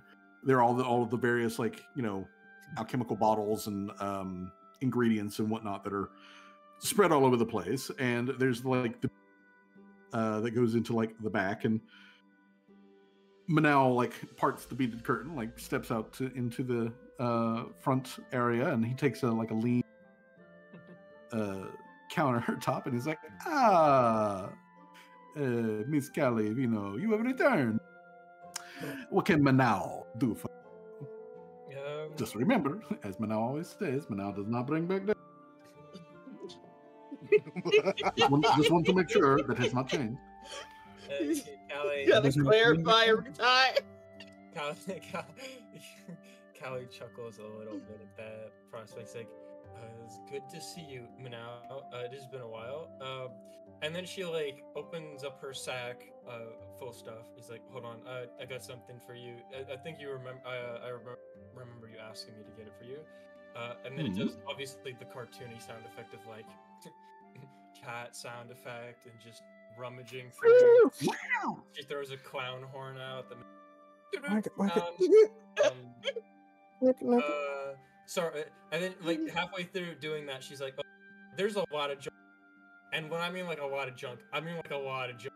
I'm There's a lot of garbage. Like, yeah, I'm pretty sure there's like lamia skin next to fucking shapeshifter head that I cut off. So, a lot of weird stuff in there. I haven't really organized. I am thinking, Miss Callie, that you are going pretty soon. Some of this stuff looks like it might soon turn rancid. Callie's like, oh, don't worry about it. There is technically no atmosphere inside the bag, so they haven't really started the decay process so long. I see. He's one of those types. And then she finally reaches in and finds the green bottle of Dr. Trimmer's snatched while we were running away from. And then she hands it delicately. And I was like, you would not believe how much trouble it was to get this. You would think in a town like Lariel, they would just hand you alcohol. No. Well, no offense, Miss Callie, but you are still kind of young. Manau would honestly be a bit sick if they were to like just hand you alcohol.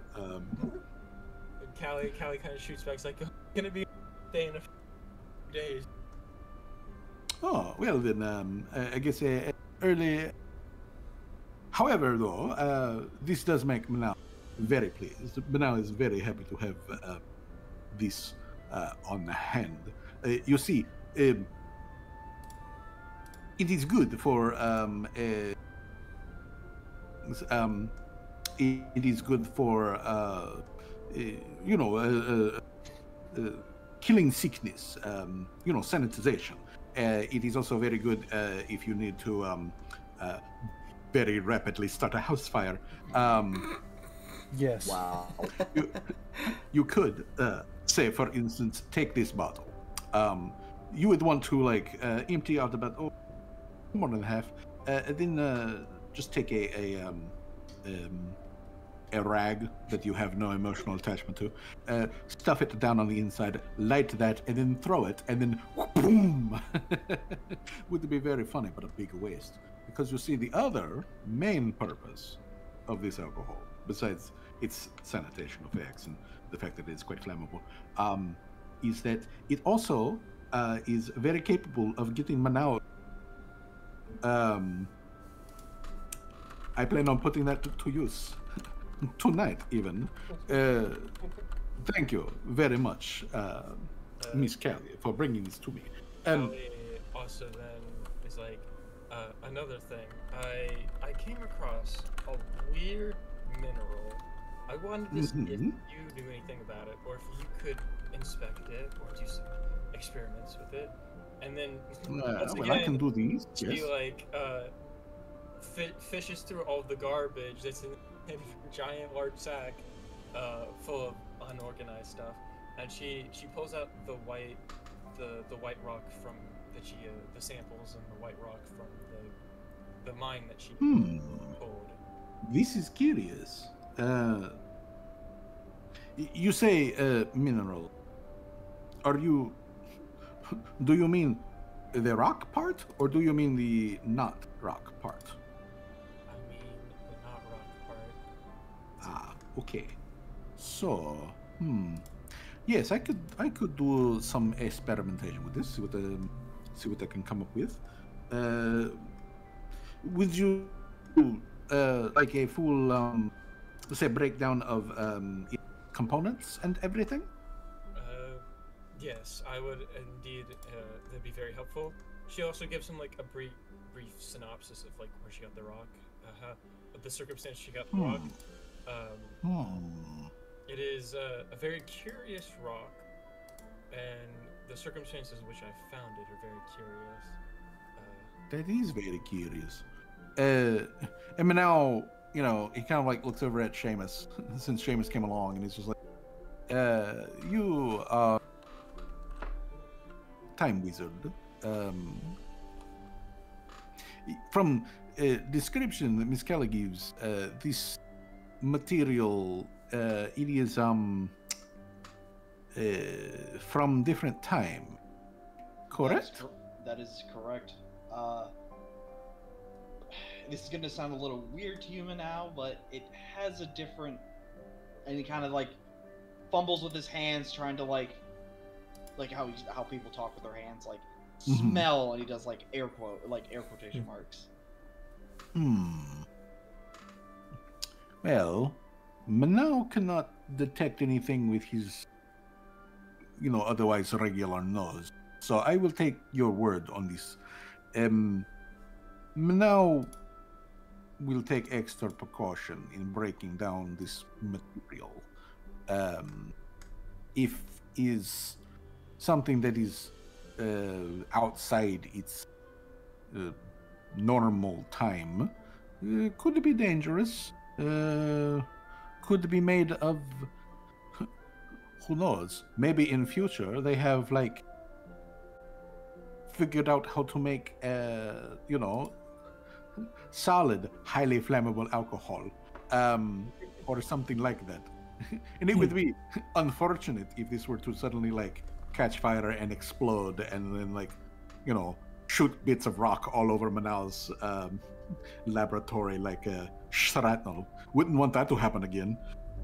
Certainly not. Isn't that right, Again. House? Isn't that right, House? And then he like just like he holds up the rock, like he's handing it to.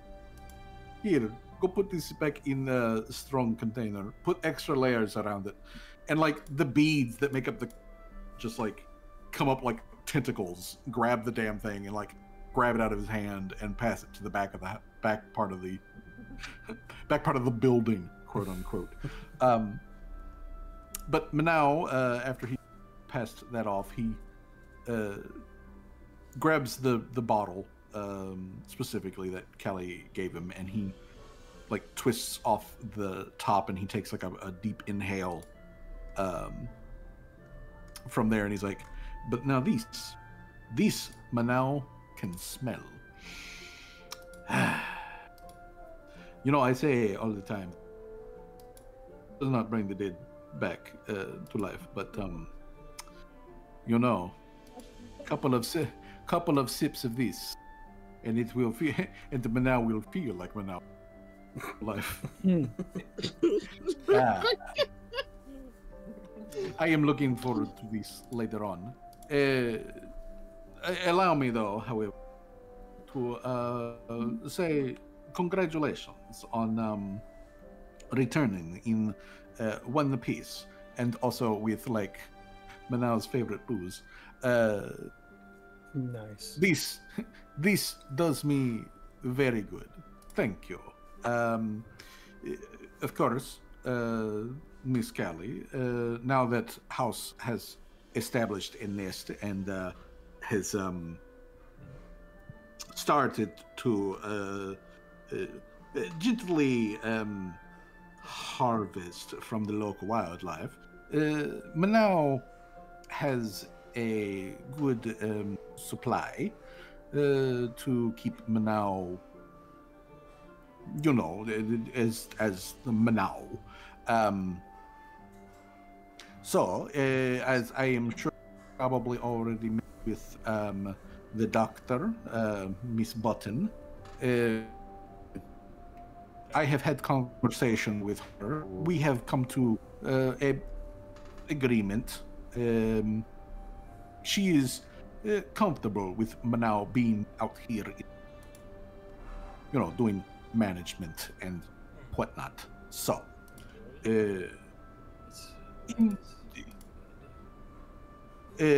otherwise, Miss Callie, should you need any alchemical solutions or help with any sort of alchemical other things, you know where to find me. Callie also has like another aha moment. It's like, oh yeah, another thing I forgot to ask. Callie then searches through the bag.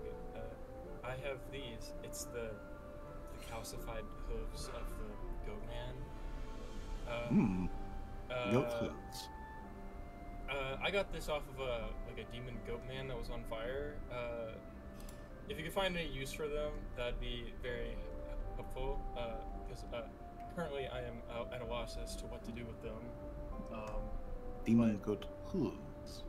Oh, yeah, I think if that's the case, Tim would have also handed Callie the 2 Lamia hearts that he still has on him to hand over in case he can do anything cool with it. Those things might have actually rotted. I mean, while I'm at it, I might hand him the rest of the Lamia parts that I have. Just be like, yeah, don't I still have the fucking hand too? Just full, like a full Lamia in parts. Just in pieces. Yeah, Lamia in half. He's like, he probably would like assume that we fought a Lamia with just all the shit that we came on the table. It would be where it didn't fight a Lamia. But yeah, but now just kind of like eyebrow ratchets up with every other part that you're like, oh yeah, and I've got this piece, and oh yeah, I've got this piece. Like, okie dokie. Manao will remember that next time Manao needs spare parts of any sort, sick you guys. Well, there are many things Manao may parts. I will need to examine them, get them into the preserving solutions. I will let you know once I have had a good and also at this material and let you know what Manao discovers. So it may take a couple days just to be, fair, but Manao will let you know once Manao knows something to give. Alrighty. That sounds And good to me. then What? I believe, are there any last little things that we would like to get here was on gonna- 10 p.m. Eastern Standard Time? Is Oma back at the base, the camp, Uh, or whatever? Or is she like? Alma parks her wagon at the workshop. But yeah, in the evening though, she does, kind of wander over to the main camp area. I just and- say because I remembered that I still have those leather scraps, and I was like, maybe I should give them to her. Qualified Yeah, person to use them. she can definitely do something Just with so I those, can and get some that of would this- be more stuff Callie can get out of her inventory. Yeah, I was like, I need to get some of this shit out of here. There's just random garbage all everywhere. You know, honestly, Mr. Servos's glove compartment has been stuffed to the gills. yeah. As to what I'm gonna do with the shapeshifter head, I don't know. I might just put that in a box on display at the workshop or whatever. 'Cause that's Yeah. funny. That could be neat. Make to an just have that as a jar on a shelf somewhere. Also, Make an just example of it. One of you motherfuckers is. And she puts it in formaldehyde just to preserve it. She'd don't be touch it. Don't touch it. Like it preserved. It's a perfectly preserved Callie head. Just for both out of game and in game, the amount of gold that we got splits into 229 gold and 50 silver for everybody. Is that how we want to split it? Just yeah. I'm fine with that. That's- How much gold was it again? It was 200. 229 gold and 50 silver. 150 silver. You said. Mm-hmm. All right. I'm glad somebody did it because I'm not. Or excuse me, not 50 silver, 5 silver. 50 copper, 5 silver. Interchangeable, my bad. It's 5. 5 copper, 5 silver. 50 copper, 5 silver. Oh man, I'm at 400 gold pieces, and half of this is gonna disappear after I make the And 229, you said, door. for the gold? 229 gold. 50 silver and 5 copper, or 5 silver and 5 copper. 5 silver, 50 copper. Okay, 5 silver, some 10 silver pieces. That's 60 copper pieces. Alright, thank you. Yeah, half this gold is gonna disappear in a day.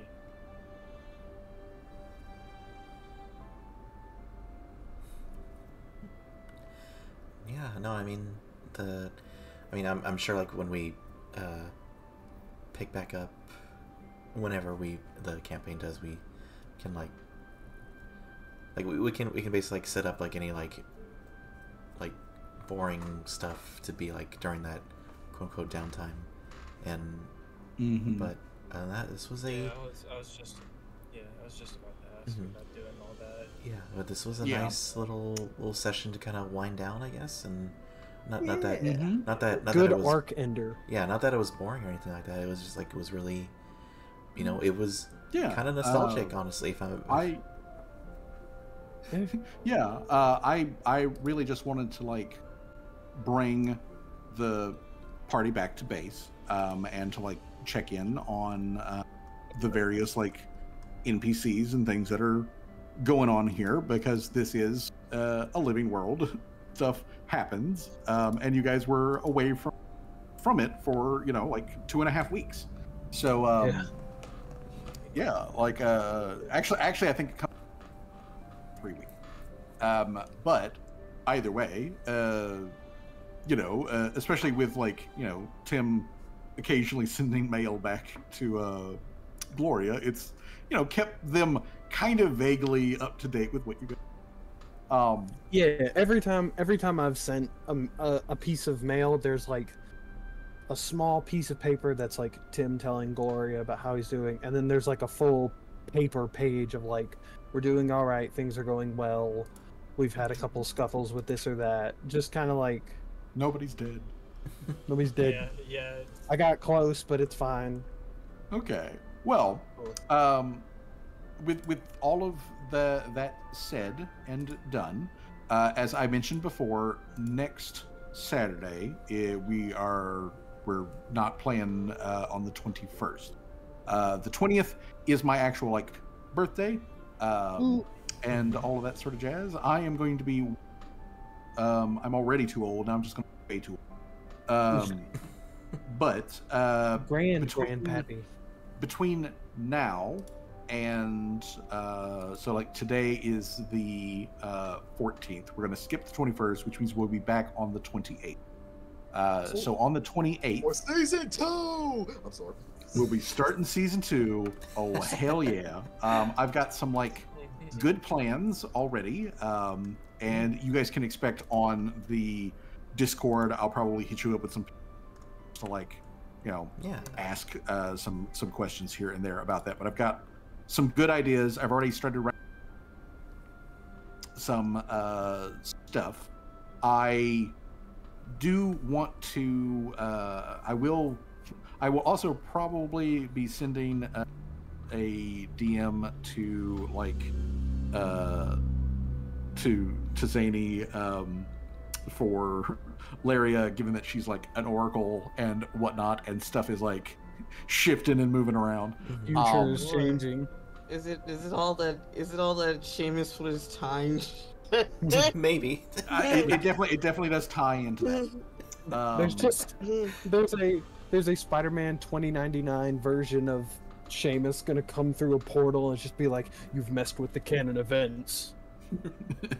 Callie was supposed to die. That Lamia was supposed to destroy her. Change who you are. But yeah, I'll probably. Nah, I'm gonna do my own thing. I'll probably send you a message, Zany, about that. Also, Seamus, Johnny will be getting some information on that, as well as I move forward and get everything free. Boy! But otherwise, as I always for you guys show up to put up with my just absolute horseshit, and thank you for.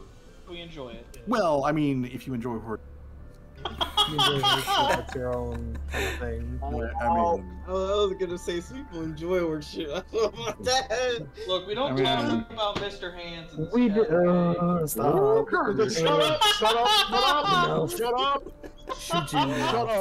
Shut up. We Still didn't. alive, Johnny. I do know that. Shut up. I do know that bring sometimes. that not into this Christian server. I do know that sometimes we get XP for social encounters. I figure not, since this was all mostly just traveling back and doing that kind of stuff. We didn't happen to get any, did we? No. As a matter of fact, actually, what I was going to do for when we get started on season 2. So, my current expectations is that I want to have a big season 2 opener, basically. And probably what's going to happen is either opener or session after the opener, the party will collect the remaining 200 XP, and you guys will level up to 8th, which is going to be absolutely hilarious, because once you guys hit 8th level, it means that anything, like I said before earlier, when it comes to XP, it means that anything that wants to get X, that wants to give you XP, has to be at least fucking 4th level, just to give XP, and that's getting kind of silly, honestly. Oh, yeah. But it also does. But it also means Yeah, you're will gonna then start be cranking up the damage. Well, I mean, considering that now when I swing my scythe, that Oh is my a God. nat 1. That is a nat 1. Oh my god. Yeah, you hit a 20 on a nat 1, and if you hit, which is still very, very likely, you would have done 22 damage. That's Jesus. Yeah, I can't wait because this. As soon as I get this, because like already my like. Isn't it using your luck? Hold on, wait. So That's- we all got a striking room, right? Do we, Yes. so Everybody got a striking. and we can put it on anything. Yeah. Any it has to be a weapon that is already +1. I believe it has to be a +1. I will check on that to be specific. But if it already has a +1 on it, then you can add the striking rune to it. Next shot will be hopefully getting this Oh my thunder God, rune look at on that. the revolver. But yeah, it's Crit damage. wild. Jesus Christmas, 58 damage with a crit. I definitely will message Wow. you, Fuzzy, about what I want Callie to do in off time, because I do want Callie to do the whole like portal door as well. But there's another thing I want to do because like Callie's been collecting magical swords up to this fucking point, and I just it's too much to fucking deal with at this point. I would like to obviously combine all of them at some point and just make a trident shotgun. Swiss Army knife. Okay. A trident shot.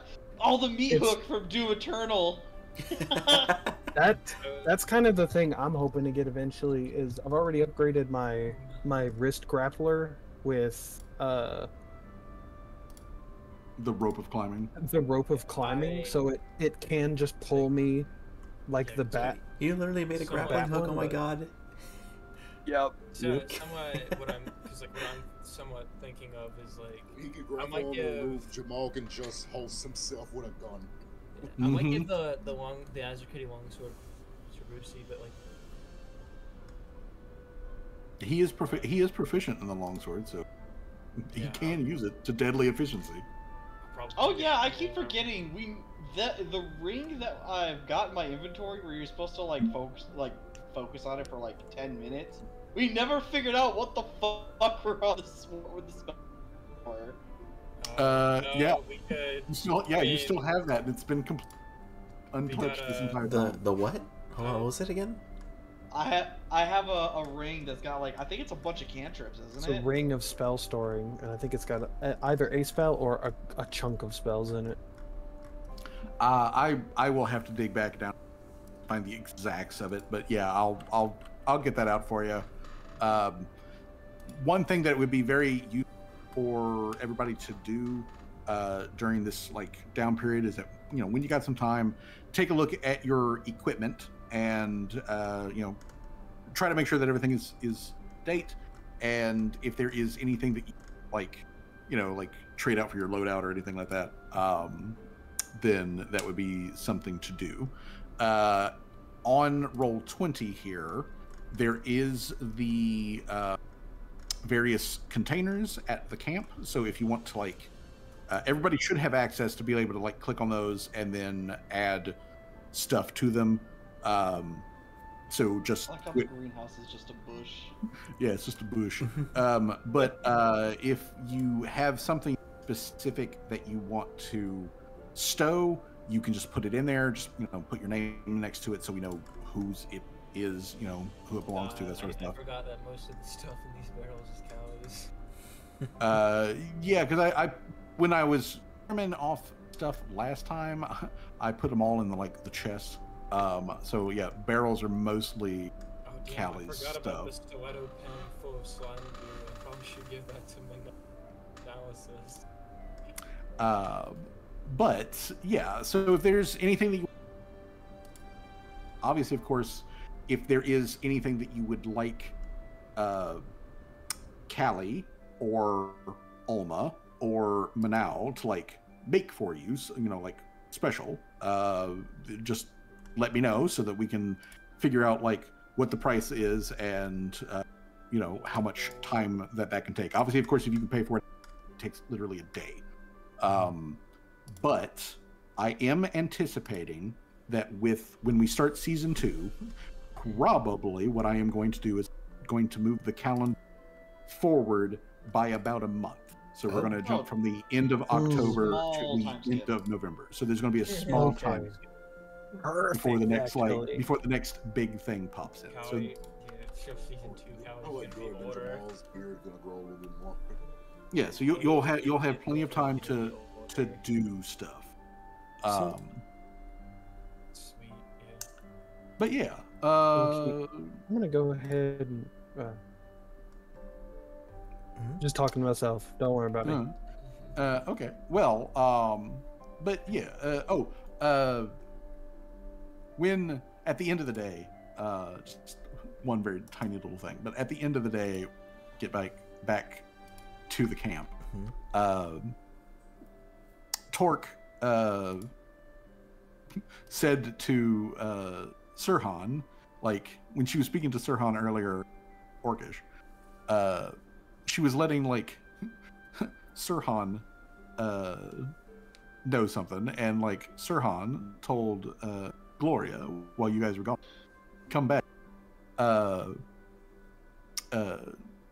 Gloria and Sirhan basically have managed to acquire a like big like platter of you know, all the stuff that like goes into like street tacos and all that sort of stuff, and you know, like, and some beer and all of that sort of jazz. So like they're all ready to like, you know, celebrate everybody's like triumphant returns and all of that little stuff and whatnot. And you know, towards the end of the evening, Torque leads Sirhan and Gloria singing a little song, Orcish, as a happy birthday to June, even though it's a couple days after her birthday. Yeah. And she kind of she kind of rolls her eyes, like, you know, like when your family like surprises you like at Chili's with the happy birthday thing, but like she's smiling, she kind of they do it, you know, like in a silly fashion, but also just happy birthday. Yeah. Did she? I don't think she mentioned it to the party, did she? I don't know. Yeah, if she mentioned it to. Yeah, she mentioned it to Dork, but And Sirhan mentioned it to Gloria. Something together. So yeah, it'd be a surprise, I guess, for but yeah, For the whole party. Yeah. Cheers. Happy birthday. So within a month, Callie will be 17, possibly 18, because we don't know her actual birthday. But she will be at the very minimum 17. And June is 26 now. Is that correct? Yes. Nice. Okay. So what month is this? Well, it's currently the day that y'all are back is October 29th. Oh shoot. That's only a month. They celebrate June's birthday, and like a couple days later, they're setting off fireworks, celebrating Ellie's birthday or whatever. They're blowing shit up. Not only that, stuff in the air. That's funny because that's 3 of the people in the parties who have birthdays pretty close to each other. Because Tim's is a couple of weeks after that. Hey. You know, The squad. just for the joke and theming of everything of like Jamal being a war vet, can we jokingly just say his birthday is July 4th? That's entirely up to your July character. 4th is his birthday. Yeah. 4th of July for Because he was born on 4th of July. Born on the 4th of July. On his birthday, it just says "God bless America" or something. God bless America. What's America? Yeah. Who's this What's America? Who's What's got which America? Say, which isn't which Jamal guy? from Boston?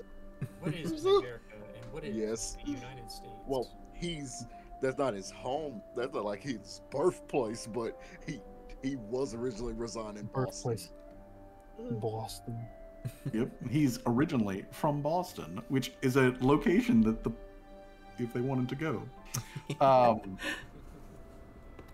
But either way, we are officially done with the game. So everybody have a good remainder of your evening. I'm gonna go get myself something to drink. And I am take a starving. I'm gonna get whiz. some foods. I got Same. spaghetti. I gotta go take a pee. I got spaghetti with my name on it. It's time to drink. It's time to pee. It's time to eat. Got some- So Hopefully not in that order. Or I mean, yeah, well, yeah, or in whatever, one order or one another. order or another. Yeah. yeah, but not all at the same time. Not at the same time. Yeah, that's what I meant to say. Not all That's at the what I same meant to say. Okay, so everybody, good night. Have a good one. You too. Bye. Take care, everybody. Mwah. I love you guys. He's dead, Jim. Okay, well, everybody, that is officially the end of Season 1 for Path of Halfus, and, you know, I never expected it to, well, I say it in a bad way, it kind of sounds bad when I say it, but I didn't expect it to, you know, blossom into this lovely story that we've crafted together with my players and Game Master and or other players, Game Master, you know what I'm trying to say, my friend group. I'm very blessed to have them with me, and this year-long, like almost exactly a year-long journey we've had together. It's been such an amazing time, and I really cherish that, and I'm glad that we could take you all along for the ride with us and share the story with you all. And I hope it's been an enjoyable ride for you. Alrighty, well, let's go see who is online for us to raid.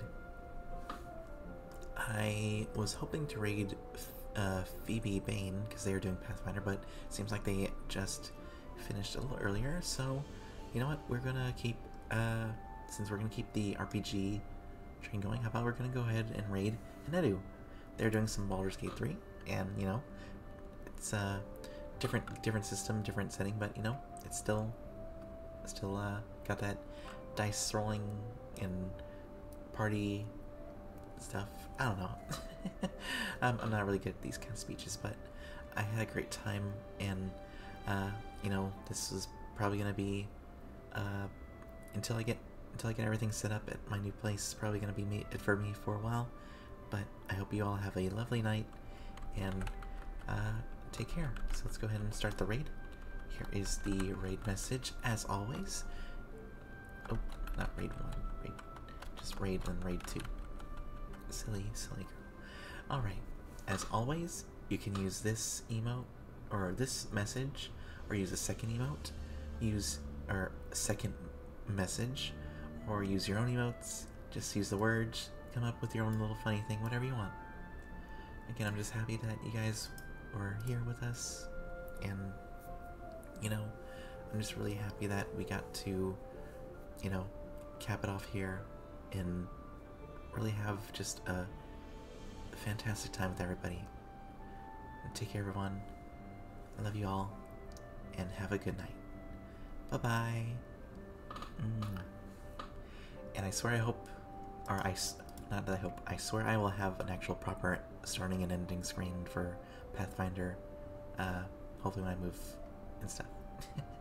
Okay, start the raid in 5, 4, 3, 2.